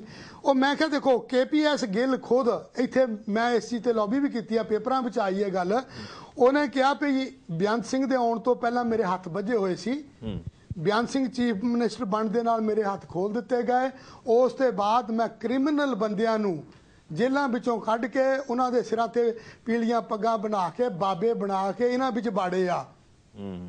ਮੈਂ ਕਿਹਾ ਸੀ ਤੁਸੀਂ ਐਡਮਿਟ ਕਿਉਂ ਕਰਦੇ ਹੋ, ਜਦ ਕਿ KPS ਗਿੱਲ ਐਡਮਿਟ ਕਰਦਾ ਤੇ ਮੈਂ ਇਹਨਾਂ ਨੂੰ ਬਦਨਾਮ ਕਰਨ ਦੀ ਖਾਤਰ ਇਹਨਾਂ ਦੇ ਰੂਪ ਵਿੱਚ ਉਹ ਬੰਦੇ ਭੇਖੀ ਪਾੜ ਕੇ ਉਹਨਾਂ ਕੋਲ ਗਲਤ ਕੰਮ ਕਰਵਾਇਆ ਤੇ ਇਸ ਮੂਵਮੈਂਟ ਨੂੰ ਮੈਂ ਬਦਨਾਮ ਕਰਵਾਇਆ। ਹੁਣ ਅਗਰ ਉਹੀ ਮੂਵਮੈਂਟ ਅੱਜ ਇੱਥੇ ਚੱਲਦੀ ਹੋਵੇ ਤੇ ਕੀ ਇਹਨਾਂ ਲੋਕਾਂ ਦਾ ਹਿਆ ਪਏਗਾ ਇਹ ਪੁੱਠੇ ਕੰਮ ਕਰਨ ਦਾ? ਖਾਲਸਾ ਸਿੱਖਾਂ ਨੂੰ ਸਮਝਣਾ ਪਏਗਾ। ਸੋ ਜਿਹੜੀ ਗੌਰਮੈਂਟਾਂ ਆ ਉਹ ਨਹੀਂ ਚਾਹੁੰਦੀਆਂ ਕਿ ਕੋਈ ਸਿਰ ਚੁੱਕੇ, ਉਹ ਨਹੀਂ ਚਾਹੁੰਦੀਆਂ। ਇੱਥੋਂ ਤੱਕ ਸੈਂਟਰ ਵੀ ਚਾਹੁੰਦਾ ਆ ਕਿ ਜਿਹੜੀ ਸਾਡੀ ਸ਼੍ਰੋਮਣੀ ਕਮੇਟੀ ਆ ਜਾਂ ਪੰਜਾਬ ਦੇ ਵਿੱਚ ਪ੍ਰਬੰਧ ਉਹਨਾਂ ਦਾ ਹੀ ਹੋਵੇ ਜਿਹੜੇ ਕਿਸੇ ਪਟੇ ਆ, ਜਿਹੜੇ ਆਜ਼ਾਦੀ ਦੀ ਗੱਲ ਨਾ ਕਰ ਸਕਣ, ਉਹੀ ਆ ਰਹੇ, ਉਹੀ ਉਹਨਾਂ ਦੀ ਸਪੋਰਟ ਕਰਦੇ ਆ ਜਿਹੜੇ ਚੱਲੇ ਕਾਰਤੂਸ। ਹੁਣ ਸ਼੍ਰੋਮਣੀ ਕਮੇਟੀ ਆ, ਸੈਂਟਰ ਸਰਕਾਰ ਕਦੇ ਵੀ ਨਹੀਂ ਚਾਹੂਗੀ ਕਿ ਉਹਨਾਂ ਦੇ ਉੱਤੇ ਸਿਮਰਜੀਤ ਸਿੰਘ ਮਾਨ ਜਾਂ ਹੋਰ ਜਾਂ ਜਿਹੜੇ ਪੰਥਕ ਜਿਹੜੇ ਖਾਲਿਸਤਾਨ ਦੇ ਪੱਖੀ ਆ ਜਾਂ ਆਜ਼ਾਦ ਮੁਲਕ ਦੇ ਪੱਖੀ ਆ ਉਹ ਇੱਥੇ ਕਾਬਜ ਹੋਣ, ਕਿਉਂਕਿ ਉਹਨਾਂ ਦੀਆਂ ਉੱਥੇ ਗਲਤ ਕੰਮ ਨਹੀਂ ਹੋਣ ਦੇਣੇ। ਉੱਥੇ ਜਿਹੜਾ ਉਹ ਪੰਥਕ ਜਿਹੜੀ ਲਹਿਰ ਨੂੰ ਉਹਨਾਂ ਨੇ ਤੇਜ਼ ਕਰਨਾ, ਸੋ ਉੱਥੇ ਉਹੋ ਜਿਹੇ ਬੰਦੇ ਲਿਆਉਣ ਲਈ ਇਹ ਸਾਰੀਆਂ ਸਕੀਮਾਂ ਨੇ। ਪਰ ਵੋਟ ਤੇ ਜਨਤਾ ਨੇ ਪਾਣੀ ਹੁੰਦੀ ਹੈ, ਜਨਤਾ ਤੇ ਬਿਲਕੁਲ ਖਤਮ ਹੈ। ਜਿਹੜੇ ਲੋਕੀ ਇੱਕ ਸ਼ਰਾਬ ਦਾ ਪੈਗ ਦੀ ਖਾਤਰ ਵੋਟ ਪਾ ਦੇਣ, ਵਿਕ ਜਾਂਦੇ ਲੋਕ ਹੈ, ਜਿਹੜੇ ਇੱਕ ਬੋਤਲ ਦੀ ਖਾਤਰ ਆਪਣੀ ਵੋਟ ਵੇਚ ਦੇਣ, ਮੈਂ ਕਹਿੰਦਾ ਉਹਨਾਂ ਲੋਕਾਂ ਦੀ ਜ਼ਮੀਰ ਮਰ ਚੁੱਕੀ ਆ। ਸਾਡੀ ਗੱਲਬਾਤ ਚੱਲ ਰਹੀ ਹੈ ਸਤਿਕਾਰਯੋਗ ਲੱਲੀ ਸਾਹਿਬ ਦੇ ਨਾਲ ਔਰ ਸਤਿਕਾਰਯੋਗ ਕੇਸੀ ਸਾਹਿਬ ਜੀ ਦੇ ਨਾਲ, ਔਰ ਸਾਡੇ ਪਾਸ ਕੁਝ ਕੁ ਹੀ ਲਮਿਆਂ ਦਾ ਸਮਾਂ ਬਾਕੀ ਹੈ। ਆਪ ਵੀ ਅਗਰ ਚਾਹੋ ਤਾਂ ਇਸ ਡਿਸਕਸ਼ਨ ਦੇ ਵਿੱਚ ਆਪ ਹਿੱਸਾ ਲੈ ਸਕਦੇ ਹੋ। ਸਾਡੇ ਸਕਰੋਲ ਦੇ ਉੱਤੇ, ਸਾਡੀ ਸਕਰੀਨ ਦੇ ਉੱਤੇ ਇਸ ਵਕਤ ਨੰਬਰ ਆ ਰਿਹਾ ਹੋਏਗਾ 0208571687। ਬਹੁਤ ਬਹੁਤ ਧੰਨਵਾਦ ਆਪ ਜੀ ਦਾ, ਆਪ ਇਸ ਡਿਸਕਸ਼ਨ ਦੇ ਵਿੱਚ ਸ਼ਾਮਲ ਹੋ ਸਕਦੇ ਹੋ ਔਰ ਵਿਸ਼ਾ ਵੀ ਆਪ ਜੀ ਨੂੰ ਪਤਾ ਹੈ, ਮੁੱਦਾ ਵੀ ਆਪ ਜੀ ਨੂੰ ਪਤਾ ਹੈ, ਆਪਾਂ ਕਿਸ ਗੱਲ ਦੇ ਉੱਤੇ ਡਿਸਕਸ ਕਰ ਰਹੇ ਹਾਂ। ਗਿਆਨੀ ਜੀ, ਮੈਂ ਆਪ ਜੀ ਵਾਲਾ ਨਾ ਲੱਲੀ ਸਾਹਿਬ ਨੇ ਬੜੀਆਂ ਪਿਆਰੀਆਂ ਔਰ ਸਤਿਕਾਰ ਸਹਿਤ ਸਾਨੂੰ ਸਮਝਾਈਆਂ। ਗੱਲ ਬਾਰ-ਬਾਰ ਇਸ ਗੱਲ ਤੇ ਉੱਤੇ ਆਉਂਦੀ ਹੈ ਕਿ ਸਿੱਖ ਪਨੀਰੀ ਜਿਹੜੀ ਹੈ ਪੰਜਾਬ ਦੇ ਵਿੱਚ ਇੱਕ ਤਾਂ ਖਤਮ ਹੋ ਰਹੀ ਹੈ, ਦੂਸਰੇ ਜਿਹੜੇ ਅਸੀਂ ਹੈਗੇ ਆ ਉਹ ਅਗਿਆਨੀਆਂ ਨੂੰ ਚੁਣ ਲੈਣੇ ਜਾਂ ਉਹਨਾਂ ਨੂੰ ਚੁਣ ਲੈਣੇ ਜਿਹੜੇ ਸਾਡੀ ਪੰਥ ਦੀ ਸੇਵਾ ਨਹੀਂ ਕਰ ਰਹੇ ਜਾਂ ਸਿੱਖ ਵਿਰੋਧੀ ਸ਼ਕਤੀਆਂ ਦੇ ਹੱਥਾਂ ਦੇ ਵਿੱਚ ਖੇਡ ਰਹੇ ਨੇ। ਤੁਸੀਂ ਇੱਕ ਪ੍ਰਚਾਰਕ ਹੋ, ਤੁਸੀਂ ਇੱਥੇ ਵੀ ਪ੍ਰਚਾਰ ਕਰਨ ਆਏ ਹੋ, ਜ਼ਾਹਿਰ ਤੌਰ ਪਰ ਤੁਸੀਂ ਪੰਜਾਬ 'ਚ ਵੀ ਜਾਂ ਭਾਰਤ ਦੇ ਹੋਰ ਹਿੱਸਿਆਂ ਦੇ ਵਿੱਚ ਵੀ ਪ੍ਰਚਾਰ ਕੀਤਾ ਹੋਇਆ। ਹਾਂਜੀ, ਇੱਕ ਪ੍ਰਚਾਰਕ ਨੂੰ ਕੀ ਮੁਸ਼ਕਲਾਂ ਆਉਂਦੀਆਂ? ਮੈਂ ਕੁਐਸਚਨ ਤੁਹਾਡੇ ਕੋਲ ਨਹੀਂ ਪੁੱਛਣ ਜਾ ਰਿਹਾ ਕਿਉਂਕਿ ਮੈਨੂੰ ਪਤਾ ਮੈਂ ਵੀ ਇੱਕ ਪ੍ਰਚਾਰਕ ਹਾਂ, ਪ੍ਰਚਾਰਕ ਹੋਣ ਦੇ ਨਾਤੇ ਕੀ ਮੁਸ਼ਕਲਾਂ ਮੈਨੂੰ ਆ ਰਹੀਆਂ ਨੇ ਜਾਂ ਆਈਆਂ ਨੇ, ਇਸ ਗੱਲ ਦਾ ਮੈਂ ਭਲੀ ਭਾਂਤ ਜਾਣੂ।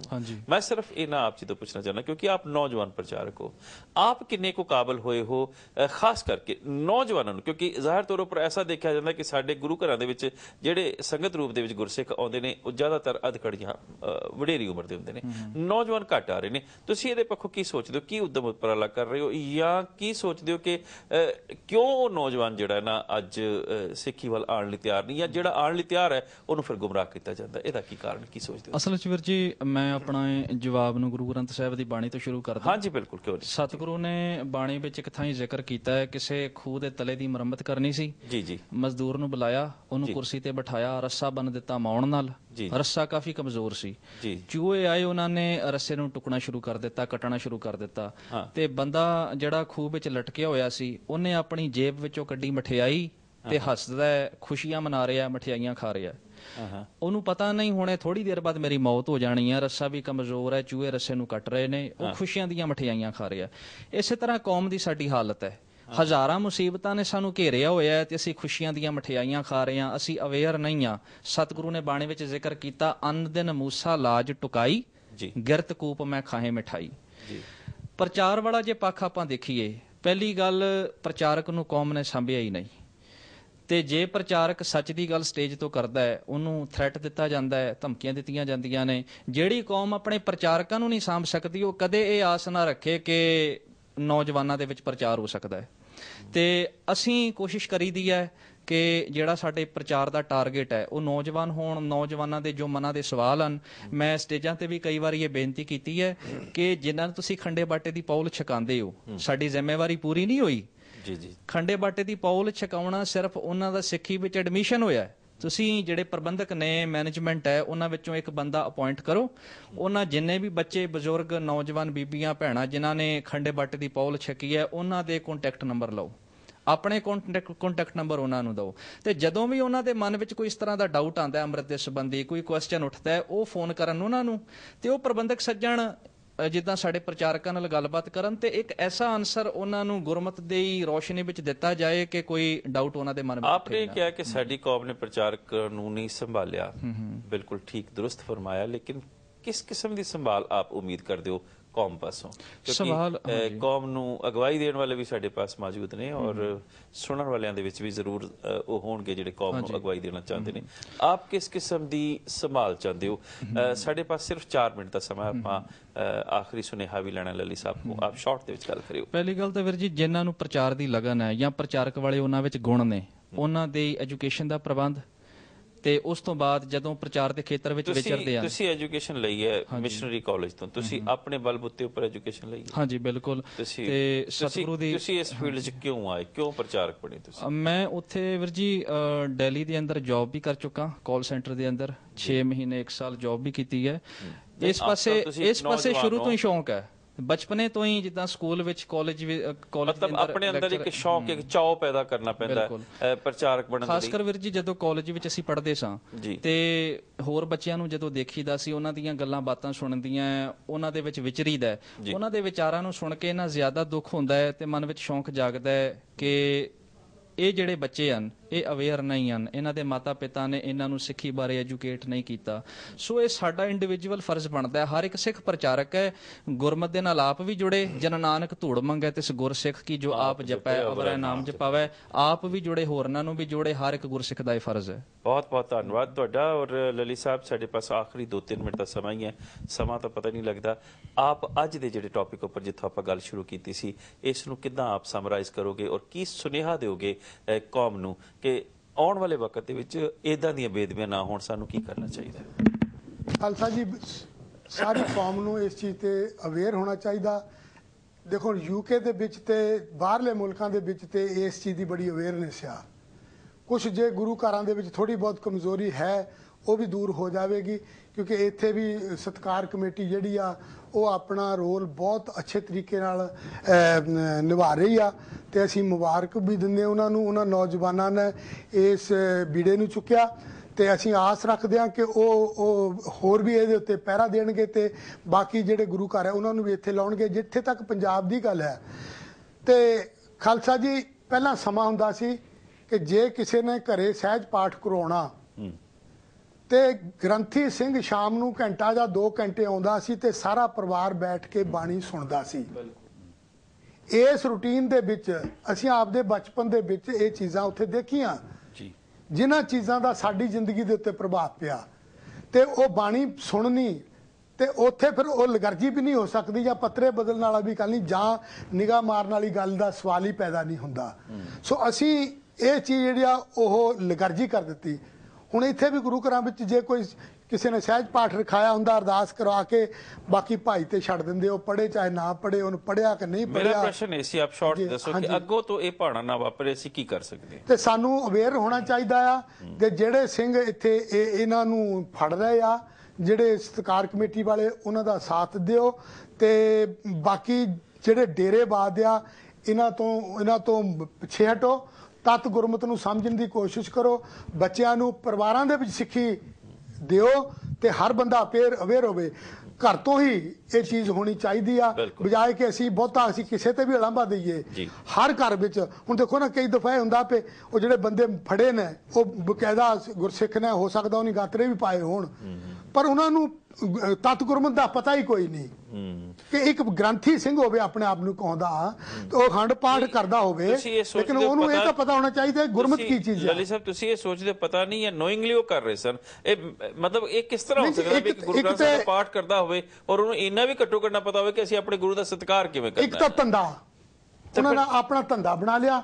ਨੰਬਰ 2, ਤੁਸੀਂ ਪੰਜਾਬ ਦੀ ਹਾਲਤ ਅੱਜ ਇਹ ਆ ਕਿ ਗਾਤਰਿਆਂ ਵਾਲੇ ਸਿੰਘ ਵੀ ਇੱਕ ਪਾਸੇ ਤੁਹਾਨੂੰ ਗੁਰੂ ਘਰ ਜਾਂਦੇ ਦਿਸਣਗੇ, ਮੰਦਰਾਂ 'ਚ ਮੱਥੇ ਟੇਕਦੇ, ਮਤਲਬ ਹਰ ਪਾਸੇ ਕੰਮ ਖਰਾਬ ਹੈ। ਲਲੀ ਸਾਹਿਬ ਵਕਤ ਅੱਗੇ ਨਹੀਂ ਜਾ ਦਿੰਦਾ, ਕੋਨੇ ਕੋਨੇ ਤੇ ਮੜੀਆਂ ਬਣਾਈਆਂ ਉੱਥੇ ਮੱਥੇ ਟੇਕਦੇ ਆ, ਹਰ ਪਾਸੇ ਕੰਮ। ਤੁਸੀਂ ਮੈਂ ਵਰਜੀ ਐਡ ਕਰਾਂ, ਹਾਂਜੀ, ਜਿਸ ਤਰ੍ਹਾਂ ਲਲੀ ਸਾਹਿਬ ਨੇ ਜ਼ਿਕਰ ਕੀਤਾ, ਜਦੋਂ ਕੌਮ ਤੇ ਭੀੜਾ ਬਣਦੀ ਹੈ ਉਦੋਂ ਕੋਈ ਵੀ ਤੁਸੀਂ ਧਿਆਨ ਦੇਣਾ, ਡੇਰੇਦਾਰ ਕੋਈ ਸਾਹਮਣੇ ਨਹੀਂ ਆਉਂਦਾ। 1984 ਤੋਂ ਲੈ ਕੇ 94 ਤੱਕ ਕਿੰਨੇ ਸਰੂਪ ਸਾੜੇ ਗਏ, ਗੁਰਦੁਆਰੇ ਸਾੜੇ ਗਏ, ਕਿਸੇ ਨੇ ਸਾਥ ਨਹੀਂ ਦਿੱਤਾ। ਬਹੁਤ ਬਹੁਤ ਧੰਨਵਾਦ ਤੁਹਾਡਾ। ਆਪਾਂ ਅੱਗੇ ਨਹੀਂ ਜਾ ਸਕਾਂਗੇ ਕਿਉਂਕਿ ਵਕਤ ਅੱਗੇ ਜਾਣ ਦੀ ਇਜਾਜ਼ਤ ਨਹੀਂ ਦਿੰਦਾ। ਸਿੱਖ ਚੈਨਲ ਦੇ ਵਿਊਅਰਸ ਨੂੰ ਮੈਂ ਆਖਰ ਦੇ ਵਿੱਚ ਫਿਰ ਸ਼ੁਭ ਇੱਛਾਵਾਂ ਦਿੰਦਿਆਂ ਹੋਏ ਦੱਸਦਾ ਚੱਲਾਂ ਕਿ ਇਹ ਸਾਡਾ ਇੱਕ ਕਰਮ ਹੈ ਜੋ ਸਿੱਖ ਚੈਨਲ ਨਿਭਾ ਰਿਹਾ ਕਿ ਜਿੱਥੇ ਜੋ ਵੀ ਭਾਣਾ ਵਾਪਰੇ ਅਸੀਂ ਉਸ ਦੀ ਰਿਪੋਰਟ ਆਪ ਤੱਕ, ਇਹ ਭਾਣਾ ਅੱਜ ਵਾਪਰਿਆ ਔਰ ਅੱਜ ਹੀ ਆਪ ਜੀ ਤੱਕ ਇਹ ਰਿਪੋਰਟ ਲੈ ਕੇ ਆਏ।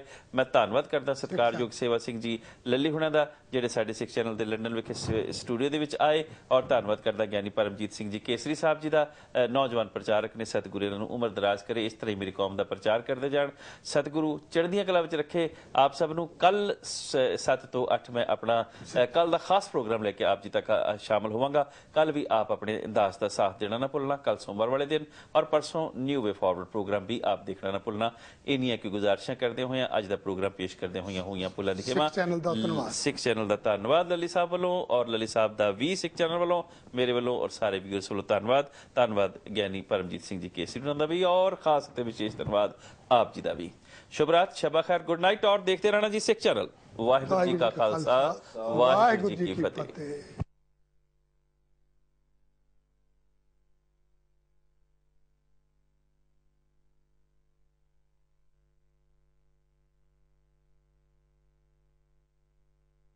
What's the age difference between me and Jaspal? Probably about 15 years. Yeah, about 15, 16 years he's older than me. And he still gets called a youngster here. The guy's turned half a century at least, you know, he's a youngster. I suppose he can speak relatively good English. I see. How's Ashminda Kaur? She's Still doing my head in. She came to me saying that she had some professionals who are willing to put up 100,000 to deal with this homeless problem.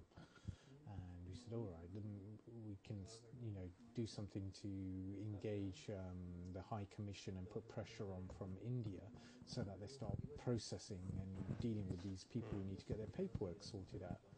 And then she goes, oh, but whatever you put in place, I only want it to help Sikhs, not Hindus or Muslims.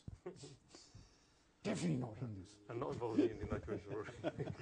And, you know, I said, it was just like, you know, but we're a Gurdwara. We, you know, if we put something into place and it's there and someone needs help, does it matter? You know? She goes, no, this is what's caused our community problems in the past, that we help others. We have to stop doing...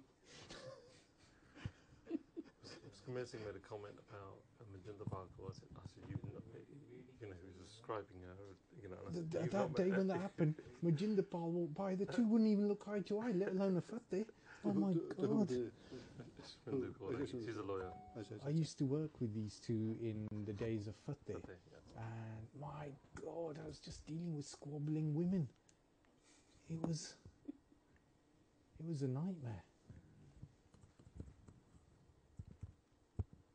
Are you guys transmitting this? You'll have to leave the country. No, Ashminda don't watch a Sikh channel.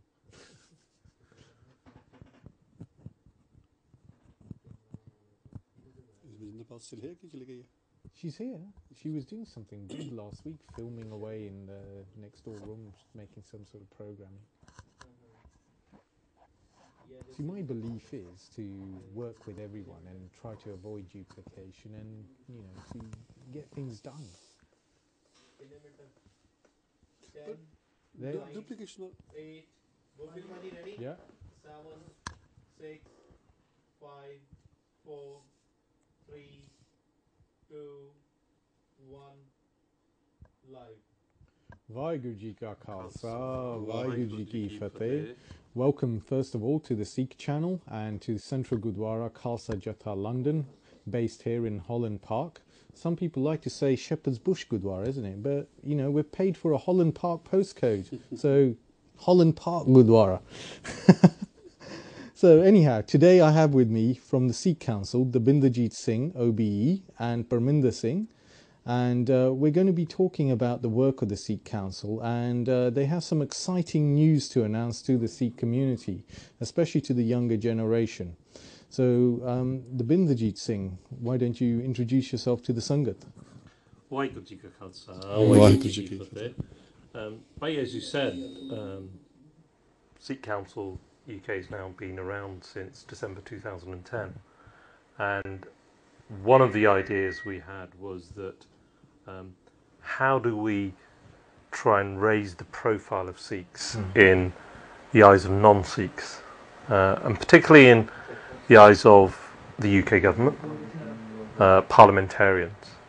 And so one of the ideas was, could we actually put a full-time worker in Parliament itself, working alongside parliamentarians, and that is basically why we're here today with yourselves, to share with Sikh Channel viewers that we're on the verge of just doing that, and we want to appeal particularly to youngsters that if they're interested, we're going to be advertising a job, which we can go into more detail later. So that's basically why we're here today, is to talk about that particular job, what that person would be doing, what the process is for applying for that job, and hopefully this will be a start of advertising this position, but equally we're going to be advertising it not only through the Sikh television channels but throughout the Sikh Punjabi media, as well as through official channels to reach graduates. Yes. Parminder Singh, why do you think this has become necessary? Why do we need this job and this post? We've got so many different Sikh groups working with the government who have involvement with the civil service. Is that not enough, or do we need more? I think the more the better, firstly. Secondly, I think also the fact this will be a first official person working within the parliamentary and the government of the UK and representing the Sikh Sangat through the Sikh Council and then the affiliated organisations. So it is a first official appointment, in my opinion. I think the ministry might be able to fill in the holes as to have others done this job in different capacity before. But my understanding, this is where a person is employed full-time, work within the UK government and the MPs representing the Sikh cause. For us, it's very important to understand that a lot of people within our community have done a lot of work, and we need to applaud the fact that they've done all this work. But I think as the community matures, as we become more established, we become a bit more organised, and forever we hear this thing that we're not together, we're not doing things collectively.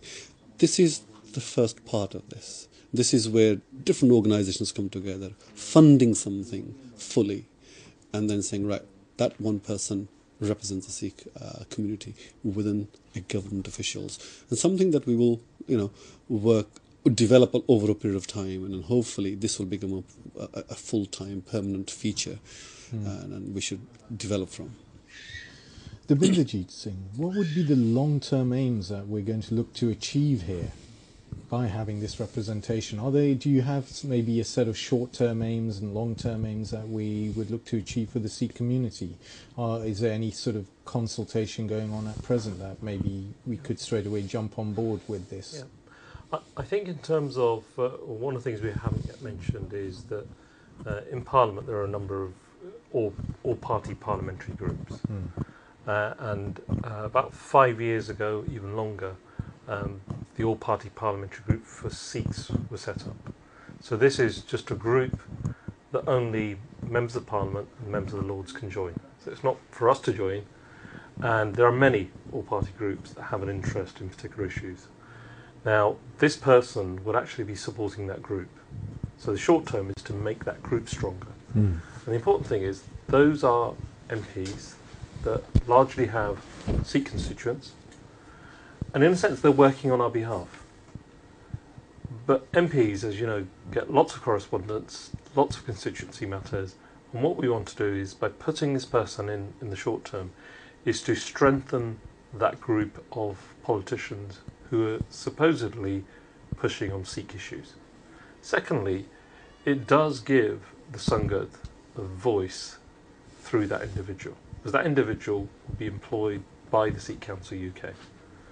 So, and as you know, the Sikh Council UK is a broad spectrum of Gurdwaras, organisations from across the country. So everyone should feel a part of it, that they've managed to put this person in Parliament that will work with politicians, and in a sense, that's the short term. The longer term is, we want to be in a place where we can try and influence policies before they actually happen and become law. And so that person will be quite pivotal to make sure that we're aware of what's happening in terms of legislation, or what's happening in terms of going through committees, and also acts as a key point of contact for government departments, because there's somebody there based in Parliament who you can talk to on Sikh-related matters. And clearly that person will not be working alone. Yes. There'll be a whole spectrum of volunteers behind that. And I think in the longer term, we also envisage interns working with that person. So perhaps there are lots of graduates out there that are struggling getting jobs, but they might be quite interested in getting some useful experience around projects. So I think we want to develop our own community as well. So for the Sikh community, this is actually quite major news. We're looking at actually reversing how we've dealt with issues for the Sikh community in the past, where we've always been reactive, to actually being proactive, being ahead of the curve on dealing with matters. Would this be just a short-term post, a one-year type thing, or is it something that is going to be permanent? Initially, we're looking at around about 18 months. But the idea is that that's the initial posting. From the Sikh Panth point of view, Sikh Council point of view, this is something that should become permanent. It should be. It's a long-term objective. It isn't a short-term. There are no issues that any community faces that you can solve within 18 months or 12 months. This has to be an ongoing. So from our point of view, it's much more about making sure it's a fairly decent term that we engage a person with and put them into place so they learn and they develop. Just to add a bit more to what Devinder Singh said before, if we have a person who's representing the Sikh Panth, Sikh views, Sikh ideals, whenever an issue arises, at the moment MPs will try to get in touch with somebody. Yes. And say, right, what's the take? What's the impact? What do we say? Well, this will stop that happening. So at the moment, MPs are reaching individuals, trying to work out arguments, say incident happens in India or America against the Sikhs or something like that. So they are actually searching for an answer because they know there will be questioned, and they're looking for the shooting arrows in the dark primarily, or selective area. This will say, right, here's a person who will do the research on your behalf, who will be, ahead of the curve, will be able to provide you all that information, and that becomes a single point of contact for these people. So that's very important. Now, when we launched the Sikh Council within the Parliament last year, May, and that was the overwhelming response we got from people. Finally, we've got a single body, organisation that we can go to, instead of saying, right, here's a problem, where do we go? So if I come from the Midlands, I head for somebody I know in the Midlands. If I'm from the South, I head for somebody in the South. So this is to eliminate that. Also, actually, no, it's to improve the position that we are in. So ideally, what we're looking for, what we want to do, is that this should be where, as the minister said, we start educating the next generation of Sikhs to play a bigger and a wider part within the UK government and the Parliament, and hence this becomes a training ground. So yes, we have one permanent person. We attach a lot more interns with them, so that we actually start generating. We complain about the fact that there's not enough Sikh representation within the Parliament. Well, here's a training ground. Here's a learning ground. Here's where you take the next generation and plan ahead 10, 15 years to do this. A lot of current MPs within this is where they started from. Yes. And they have developed from here. So this is our turn now. And in terms of funding, do you have funding presently in place to enable this parliamentary work to be taken on straight away? Yeah, but basically, one of the objectives behind this was originally we were planning to do this in September. We spoke to parliamentarians saying we were planning this. But one of the things we were absolutely clear on is if you are going to offer a job to somebody to work for at least 18 months, then you need to have funding in place for at least 2 years. Yes. So we're not looking for government funding. This is going to come from the community. So we're very actively at the moment seeking funds, and this, to be very open about it, by us talking here on the Sikh channel today, that is one of our objectives, is to say people for all too long talk about organisations not doing anything. Well, here is an opportunity for people to say, here is something very practical. The Sikh community are going to put somebody in Parliament. And if you want to use your Daswand to support that, that's entirely up to you. Similarly, the organisations and the membership of the Sikh Council, which is very wide-ranging, their reaction when we put this to the executive was, just do this. Don't worry about the funds. The funds will come. Our community is very well off. And when they see things happening, you just don't have to worry, because Maharaj will provide. Just to add to what the minister said, Jagtar Singh, who's also part of the Sikh Council. I mean, he's actually secured roughly about 8 months funds already through the contacts that we have had. And I think there's a trust in Leamington, which Gursevik's Trust, which have committed to, I think, providing 1/3 of the expenses per year for the next couple of years. So, it within a very short period of time, there's enough funding becoming available. So hence we feel confident that actually by we don't have an issue. But I think, just to add a bit more, whenever we talk about funding with the Sikh Panth, we end up talking about giving money to Gurdwara, building a brand new building, or those sort of funds. This is a very practical step that says it isn't about just representing the Sikh issues within the parliament, affecting,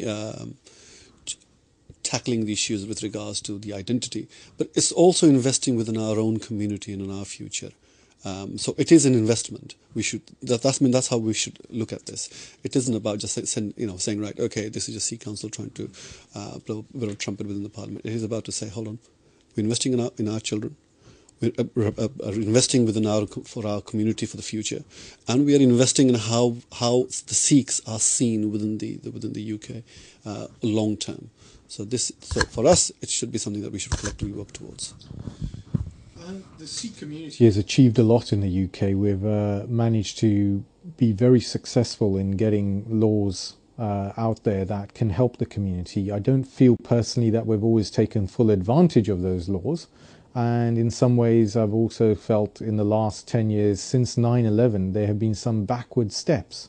Looking at the experiences of the Muslim community, which had a big wake-up call after 9/11, along with ourselves, and they set up the Muslim Council of Britain, what have you learned by looking at how other communities have dealt with these sort of issues and how they've approached Parliament?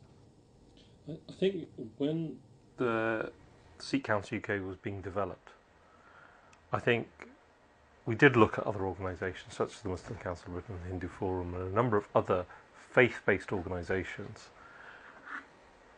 That largely went into the way we developed the constitution, the way we developed our membership, and the extent to which we didn't want the Sikh Council UK to be run by any one organisation, any one Gurdwara. And therefore, there's a very sort of simple basis on which the Sikh Council UK is first, brought up from the grassroots. That there are individual Gurdwaras and organisations that feel they are part of it. Second thing is, it's still open to individuals that aren't necessarily active in a Gurdwara or organisation, but that want to offer their services. So I think in terms of the way the Sikh Council UK operates, it's very different. The other thing is, when it comes to the UK government and the interface with the UK government, like most communities, every single community has more than one group that say they represent that community. And the Sikh Council UK has been very careful not to yet push that with the UK government.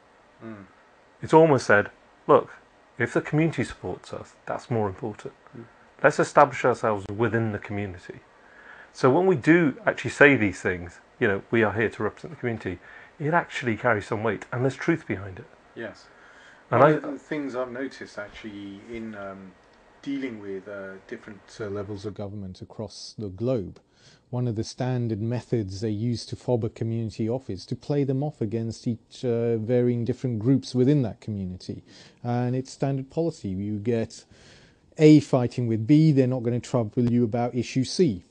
And in a way, has the Sikh Council been able to avoid that by adopting this method? I think it's still early days. Just to give you a very practical example, later on in April, there's going to be a Vaisakhi event in Parliament. And the British Sikh Consultative Forum have it organised for the 24th of April. And parliamentarians came along and tried to organise another event for the 17th of April. Last year we told them, look, as far as the Sikhs are concerned, we just need one event for Vaisakhi. It doesn't really matter who organises it. So this year we said to the British Sikh Consultative Forum, look, we've told them, don't organise this other event. A week before the event you've already started to advertise. But at the same time, let's try and make it a collective event where the Sikh Council UK should be represented and should have a speaker. So that's something politicians have gone back to them. So it's about treading carefully, allowing people and organisations to do whatever events they want, but also not to actually look at the wider implications for the community amongst non-Sikhs. We don't want to be seen to it. And actually they'll say, actually, these people we're dealing with are quite sensible. And I think that's really important. There's small things, and small things sometimes our community don't realise that are happening behind the scenes. Yes. So I think that's really important. Equally, when we were dealing with the Dastar issue in terms of airports, we could at that same meeting with Minister have the British Sikh Consultative Forum, the Network Sikh Organisations, Sikh Council UK, etc. around the same table. And I think that's really important if you want to send government a strong message. I think it's very important for the government to realise that the Sikhs are not going to be played with the divide and rule, and that we are united. In terms of the Sikh Council, it is a young organisation. What were the achievements of the Sikh Council last year? Well, we did a parliament launch in May, and then we followed up with doing an event in Paris where we brought the Sikhs from across Europe together, and basically to start looking at the issues that affect all Sikhs. And it's very easy to start thinking of Sikhs in Europe as separate entities, but the answer they really are not. There are two things we need to bear in mind. When we Sikhs from the UK travel to Europe, so what are the issues they face, we face. So that's one thing. Secondly, whatever they're facing today, the laws are made in Europe. It impacts us eventually. So it isn't just about having a dialogue with the UK government alone. It is having a dialogue with the European Parliament and the European institutes at the same time. So we're a small part of a very big picture, and it is very important for us Sikhs not just to in the UK to come together and do something, but it's also to bring all the Sikhs within Europe and then try to do something collectively. We all have local issues. We need to deal with them. We need to strengthen them. We need to strengthen our own organisation within those local places. But collectively, we need to come together and take on the bigger issues with the institutes. So I think the achievements have been quite a lot. We could do a lot more. So I don't think we're sitting on our laurels here at all. And one of our long-term objectives was to actually get the parliamentary person on board. And I think that will start speeding things up for us. So I think recognising the couple of steps, the fact that we need to be recognised as an organisation, a collection of organisations that have come together representing the Sikhs across the UK, representing different organisations throughout the UK, providing where possible a single voice and a point of contact for the UK government. We did that in May last year. Then we followed it up with November with bringing the Sikhs from Europe together and then trying to start the work process over there as well. So there's a lot of work. I mean, we are hoping that in the next few months, 5-6 months, we'll start looking at putting interns within the European Parliament, European Commission type of things as well. So it's not just trying to do this in the UK. So the intentions are that we'll be putting our youngsters into places where they will get work experience, training, and knowledge on how all these government institutes work. And that we are actually, as I said before, we are actually investing in bringing our youngsters to really play a much bigger part than we have done so far in the future within these arenas.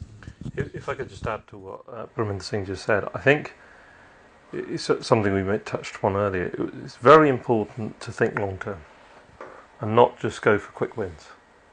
So I think if you looked at the European side of things, we were knocking on an open door in terms of how many Sikh organisations were operating at the European level, talking to people in Brussels, in Strasbourg. So we have made inroads in there in a very short period of time. But when the Sikh Council UK was set up, the key focus was the government in this country. And we've just touched upon it. It's different in the UK because there are existing groups that operate and have operated for a very long time and done some very good work as well. And therefore, it's important to take one step at a time. This week, we'll be meeting one of the key government departments following exchanges between ministers. And the plan is, over the next 4 to 6 weeks, we're actually meeting 6 to 7 different government departments on totally different issues. So, Department for Education, we want to talk about the free school applications that have just gone by 4 Sikh schools. We also want to talk about how the Sikh identity is dealt with within schools. On the other hand, we want to meet the Foreign Office and talk about some of the human rights issues that have been ongoing. At the same time, we want to meet DCMS and talk about, not just the Olympics, but also how some tourist attractions still prevent Sikhs from wearing the kirpan. And so there's a whole range of issues across different government departments. And the biggest issue, which I know a lot of your English-speaking viewers won't necessarily relate to, but the issue of religious workers in our gurdwaras. Oh, yes. Critical to gurdwaras. And there have been quite a few issues. So again, very keen to meet with the Home Office, the UK Border Agency, or whatever it's going to become, and deal with real issues that matter to our community. Well, actually, speaking from the experience of this Gurdwara, we nearly went legal with the UK-BA when we had problems applying for our sponsor license application. And we felt we'd been given some bad advice, and we also felt that the UK-BA maybe had been badly advised when consulting with the Sikh community. So it is really important. I'm constantly hearing from other Gurdwaras across the UK which are having problems applying for their sponsor's license.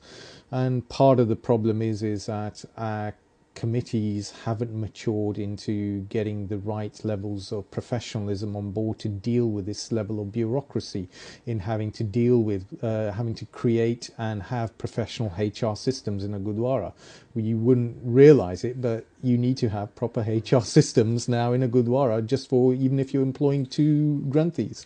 And those things are required. So I think it's really important that if we have a body like the Sikh Council, that this could be taken forward. One question I wanted to ask was, now we're in an age where we've actually got Sikh media, we've got the Sikh channel, and how do you feel, having that media presence has helped the Sikh Council? In all honesty, it's a great a tool to bring the Sangat together, to get the message out there.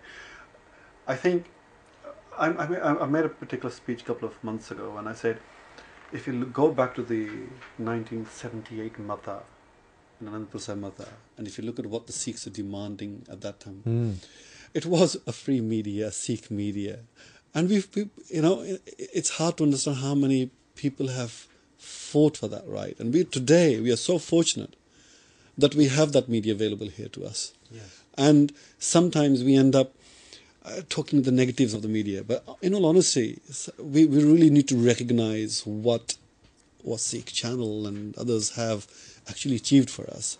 And we have almost started taking them for granted. And I think for us, we should really applaud the fact that some individuals came forward, pioneered the concept of having a Sikh media. We should applaud the fact that they've survived this long, and they haven't sort of folded very quickly, through normal bickering. And we are maturing. And I think that's a great sign for our own community, and we should applaud that. And we should just really, as a community, work towards making sure we support them, we help them, we guide them, and we play our part in making sure that our community has the free speech, the free media that it absolutely and utterly needs and deserves.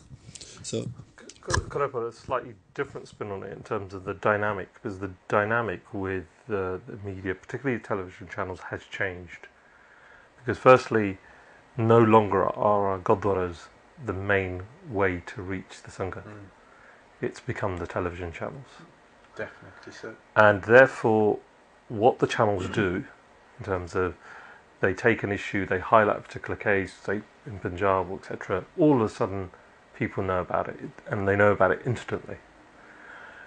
Organisations that claim to work for the community, therefore, need to be on top of their game. Because otherwise they're going to be left behind. So I think that's created an interesting dynamic. But I was just talking to Parminder Singh on the way, saying, we were talking about Liberty and Shami Chakrabarti, and talking to her about how they take on cases. Yes. What cases do they take on? Sarika Singh case, Liberty approached us saying, we want to fight this case. It wasn't we went to liberty. The Mandela versus Lee case today probably wouldn't be fought by the Equality and Human Rights Commission because it was probably a single strand of diversity. In other words, all these organisations, small, liberty, to Equality and Human Rights, big, become very selective at what they take on. The organisations like Sikh Council UK are actually in a really difficult position because the community expects they deal with everything. Yes. Because it's a community-based organisation. It's not like Liberty, it's not like the Equality and Human Rights Commission. You know, if people can't get their cases dealt with, they go to lawyers. So I think the media's been really positive and useful to get the message out. But equally, it's created a demand and expectation. And the fact that the Sikh Council UK very much grew out of the Bantatime programmes on the Sikh channel. That's where the demand came. The demand came from the Sangat, that we need an organisation. I think it's a duty upon us all now to try and deliver on that. Yes. Can I just add a bit more? I think we have dealt with, the TV medium has dealt with a lot of the Sangat that the older generation, and provided them an insight into what's going on throughout the country, throughout religion. I mean, I know many of older ladies who can say, actually, we learn a lot more from television, we learn from the Gurdwaras. So the Gurdwaras have to change their game as well. But I think what I would like to see in the next few years is where we start engaging. I mean, I'm very grateful for the fact that we're actually doing this show in English rather than Punjabi today. Only on the basis that at least it starts engaging with the younger generation who maybe don't understand Punjabi so well. And I think that's where the challenge lies for all of us to say, how do we engage with the younger generation and make them watch, listen, participate within the media and get involved within the community? Because Gurdwara is too local. So what's beyond the Gurdwara, what else is there? Yes, there are other organizations, but they have a particular objectives that they want to deliver. So if you're aligned with that, that's great. But as a whole community-based issue, TV media does provide you with that. Most of us have been, even I don't read Punjabi papers, so I don't participate in what's going on in that. So I think therefore there's a great opportunity, for all of us. I think but I would say let's start focusing on providing channels and shows and discussions where the younger generation are engaged, involved, and they feel that as much as the older. I mean, I had a very old gentleman come to me this morning at the Gurdwara saying, I watch TV, I watch Sangat, I watch Sikh channel, I like Sikh channel, I like what the programs they do. He said, I know there's some problems from time to time, but I just want to make sure that Sikh Council works with both and helps both. I said, look, that's what our objective is. It's not Sikh Council objective. This is our Sangat Panth's objective, that we should be doing that. But that was an elderly gentleman. I just want to make sure that the younger generation feel the same. Yes. And they also participate in the same way.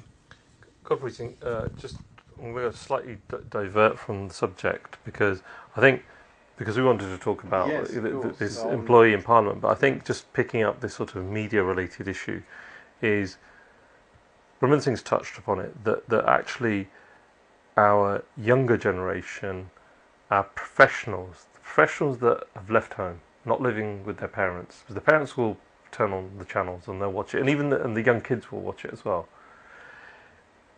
They don't always watch the channels. They probably read the national mainstream newspapers, they get their news from the internet, etc. So alongside this parliamentary worker, one of the other projects we've got is to employ a PR company. And the PR company is going to promote the Sikh brand.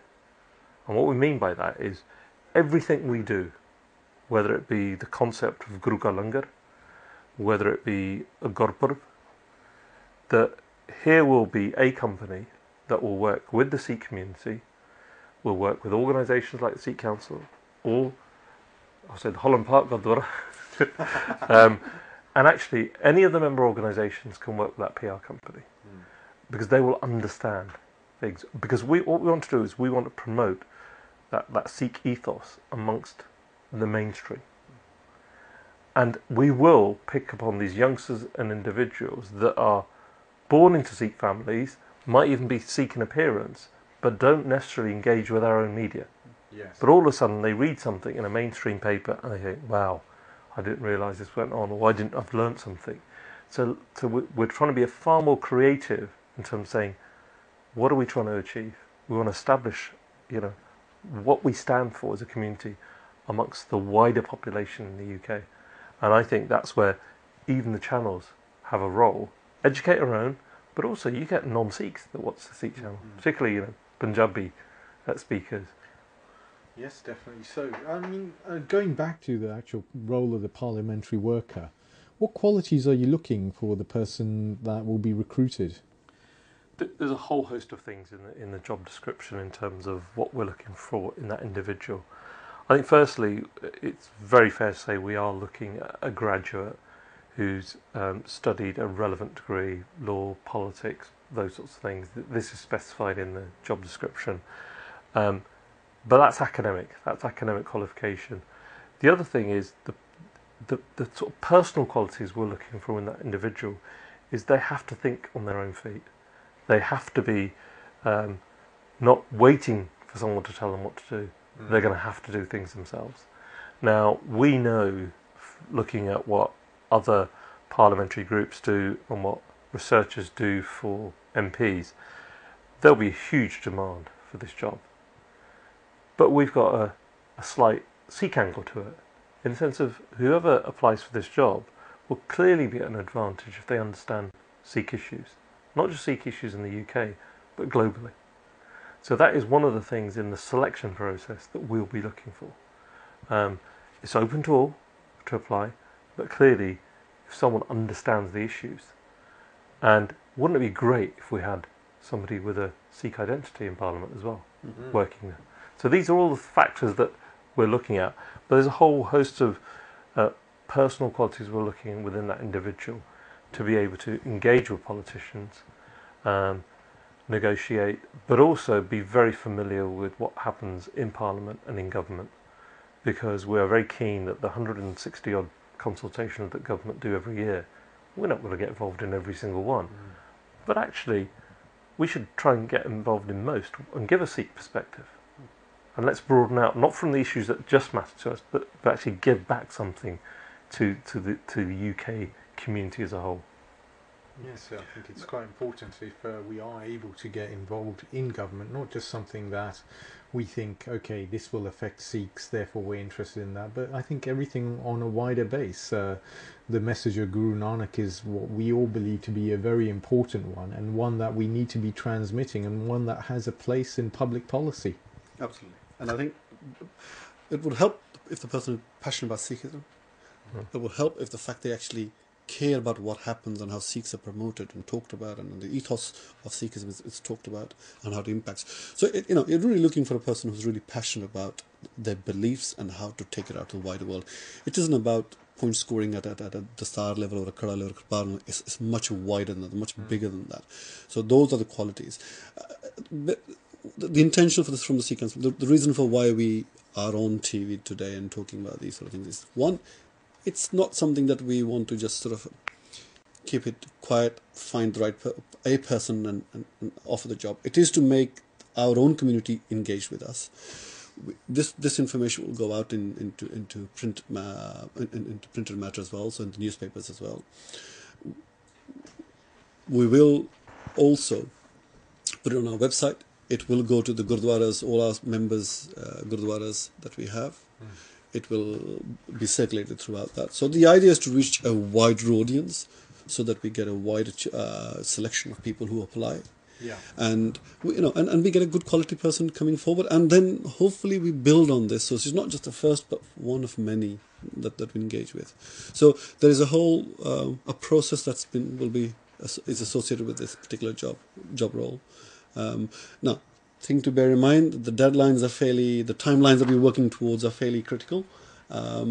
So the intentions are to have somebody in place fairly quickly. Okay. But the process I will let Devinder Singh explain, because I think he understands it far better than I do. So the recruitment process has begun. I'm sure there's some of the Sangat watching out there who've got recruitment experience and are probably thinking of the legalities, and is this a role that is that you will only be looking to fill with a Sikh, or is it something which anyone can apply for, and if you are looking to fill it with only a Sikh, how do you get around the various bits of employment law in this country? It's open to all, in sense of we will set out, and it's set out very clearly in terms of what the person's responsibilities are and the qualities we're looking for. Clearly, you'll be at an advantage if you understand the issues that relate to the Sikh community. But it is open to all. We will judge people on the basis of what they offer. Just to go into some of the logistics, the closing date for applying is actually the 23rd of March, so it's less than 2 weeks. Okay. You only need to send your CV through and some questions we'll pose. Following shortlisting, we will interview week commencing the 2nd of April. So the idea is by middle to late April, early May, we do want to have somebody in place. Now clearly, if somebody's already working out there, might need to give notice, we'll have to take account of that. But equally, there are hundreds of graduates out there from the Sikh community, let alone the non-Sikh community, that would jump at an opportunity like this. So where should a graduate send their CV? Well, there are two things. You can write to the Sikh Council, and that's very simple, info@sikhcounciluk.org. Secondly, there's a phone number I can give you as well, which is Balwinder Penji's, and which is 07867 608 417. I'll repeat that, 07867 608 417, and basically make contact, and then the whole pack associated with this will be sent to you. But failing that, the email will be work within the next couple of days. It'll be on our website as well. So again, they can download the information via that, and so and if somebody's listening, parents are listening, and they think there's a great opportunity for the children, well, if you go to your local Gurdwara, and primarily, I think with all our member Gurdwaras, they'll get this pack as well fairly quickly. So hopefully they'll put it on the notice board. So it is trying to reach out from different channels to make sure that that it's not just done through a TV only. It is actually broadcast to a lot more. If you're interested in applying, please email info@sikhcouncil.org. Sorry, sikhcounciluk.org. Sikh Council UK. So info@sikhcounciluk.org. Or otherwise, contact Balwinder Kaur on 07867 608 417. So the deadline for applying is 23rd of March. Yep. And how, when, and where does the interview process The interviews are almost certainly going to take place in London, because that's where the person is going to be based. There will be shortlisting following the closing date, and the interviews will commence the 2nd of April. Clearly we'll look to see when people are available in terms of the people we want to interview. And the likelihood is we will then, following a first interview, we will have a second interview with 2 to 3 candidates, where we may involve politicians actually in the selection panel, because they're going to have to work alongside those politicians. So it's something we've got fairly clear in our mind in terms of how we want to do it. The other thing we haven't mentioned, which I think is vitally important, is actually what we're paying. Yes, I was just thinking about handing my notice in. So what's the salary package? Well, I think you better keep your job. Yeah, it's not that much. In terms of the salary we're offering 22,500 to 25,000, depending on experience. Now, initially when I was looking at what other jobs pay working as researchers, Parliament, they even pay less, some of them. So we're offering a very competitive salary because people use this as a stepping stone. Yes, in fact, I've come across researchers having to work for free just to get the experience with some Parliament, with some MPs. So in fact, that salary range is very good, very competitive. And I think the point is, in that 18-month period, it gives that individual a hell of a lot of experience and the contacts they'll make. And in some senses, it's nothing almost for our community to pay. It's a drop in the ocean. So just to clarify, the 22 to 25,000 is for the per annum. It's not for the 18 months, even at the term of the job. It is per annum salary. Plus expenses, because we do expect the person to travel. They may have to travel to Europe as well, so that'll be on top. But look, honestly, if you think if I was 20, 30 years younger and I was a graduate, I would jump at this, because this is really making sure that I'm ahead of the queue with regards to how to get involved in politics, how to understand how the parliament works. And as a graduate with that those sort of interests, if I was given that opportunity today, well, I would jump at it. So I think this is great. I think this is something, as an individual, not as a Sikh council member, just an individual, I applaud the people who've come together to try to put this together as a package and trying to do something, take this initiative within our community. And I think I just hope this is just first of many that we do, and that we actually encourage our next generation of MPs and politicians who will use this route. Just to give an example, about 10 days ago, Marsha Singh, who is one of the Sikh MPs in Bradford West, announced he was stepping down because ill health. And I contacted people in Bradford and said, have we got people lined up to sort of take over?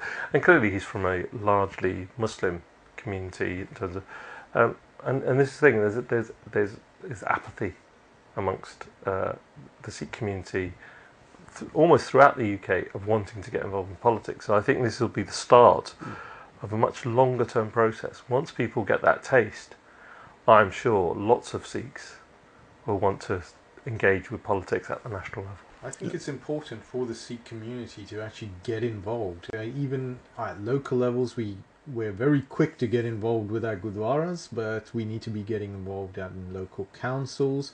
If you're a parent with a child, get involved with your local school. Things are happening in schools which affect the Sikhs and affect how children are being taught. It's just really important that we start getting involved, and definitely, we've had many decades of slow pace, but I feel, since the advent of the Sikh channel, and now that we've got the Sikh Council, we're suddenly stepping up into gear. The car's shifted into fifth gear, and there's a lot happening.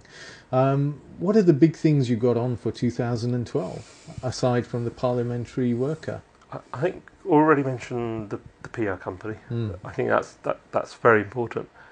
But the thing about any organisation in its infancy, which is what the Sikh Council UK is we're not, here for a few years and we're going to disappear. It's not dependent on any one individual.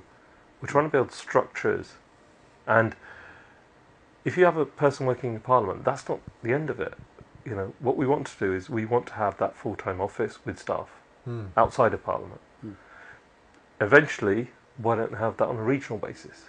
So Gurdwaras in the north, organisations in the north can immediately go to somebody who's working full-time, working with the Sikh Council, supported by the member organisations, and actually we can actually help our member organisations. We talked earlier about the religious workers issue. There are 3 or 4 things that we've got prepared, things like health and safety, things that our members, particularly our smaller members, Gurdwaras, won't know where to start. Why recreate the wheel? True. Gurdwaras have already done this. So what we're trying to do is bring that all together, bring out best practice guides and offer it, free of charge. In fact, not just to our members, but any Gurdwara that wants it. Oh, if only you had told me this earlier. We were just doing a walk around the Gurdwara this afternoon, doing a health and safety inspection, making sure our fire extinguishers in the right place and no one had swiped our first aid kits. But there is a lot of legislation that Gurdwaras have to operate under, and I am finding a lot of the Gurdwaras out there are getting trapped because they don't understand or appreciate the legislation. Another important thing is we now actually have a Sikh in the House of Lords. We have Lord Inderjeet Singh. And one of the things that the network of Sikh organisations does is they get involved in media monitoring. Is this something that the Sikh Council is able to assist or expand on? Because I think one of the biggest fears Sikhs have is that we get negative representation in the media. If I take that up, the PR company that Inderjeet Singh mentioned before, that will play a part in that as well. So there is a whole role description as to what we're looking for from the PR companies. So the idea is to start monitoring and helping. Now, the other thing I'll say about sometimes we shouldn't worry about too much of the negative press. We should worry about the press, and we should worry about how the Sikh brand gets promoted out there. So we will get flack. We'll get flack no matter what we do. The Kirpan issue will always be a thorn in some people's side, but that's fine. but we need to be strong in presenting our case. And we have always sometimes shied away from these sort of things. So very early on in our inception, UK parliamentary worker, having our independent office, full-time staff to run the issues that the Panth brings out, having a PR company were identified. So these are all stepping stones towards building a very strong, sustainable community and a structure that will actually help our community in the long term. So, it's taken us a long time, but in all honesty, this is normal part of maturing of a community, and the fact that we've got individuals involved with so much wealth of experience, and they're all coming together, and they're actually identifying. Actually, yes, we can do things individually, but guess what? Collectively, we can do a lot more. And we can actually create a very strong organisation. So these are all part and parcel for the community maturing, and we should applaud the fact that we are getting to that place, or getting to that particular point. One of the things we at the Gurdwara realise is actually we very rarely do our PR. We very rarely sing our own praises. I suppose the ethic is that when you do seva, you try and keep it selfless, so you don't want to be saying, oh, we've done this or done that, but it's becoming quite important, and we've noticed actually many of the Sikh organisations in the US taking PR to the next level. If you look at the Sikh Coalition and the Sikh SALDEF also, and the Sikh Research Institute, they're all doing tremendous work out there, but definitely their emphasis has been on keeping the PR level up also, and they do some amazing press releases. Wish we could do that here at the Gurdwara.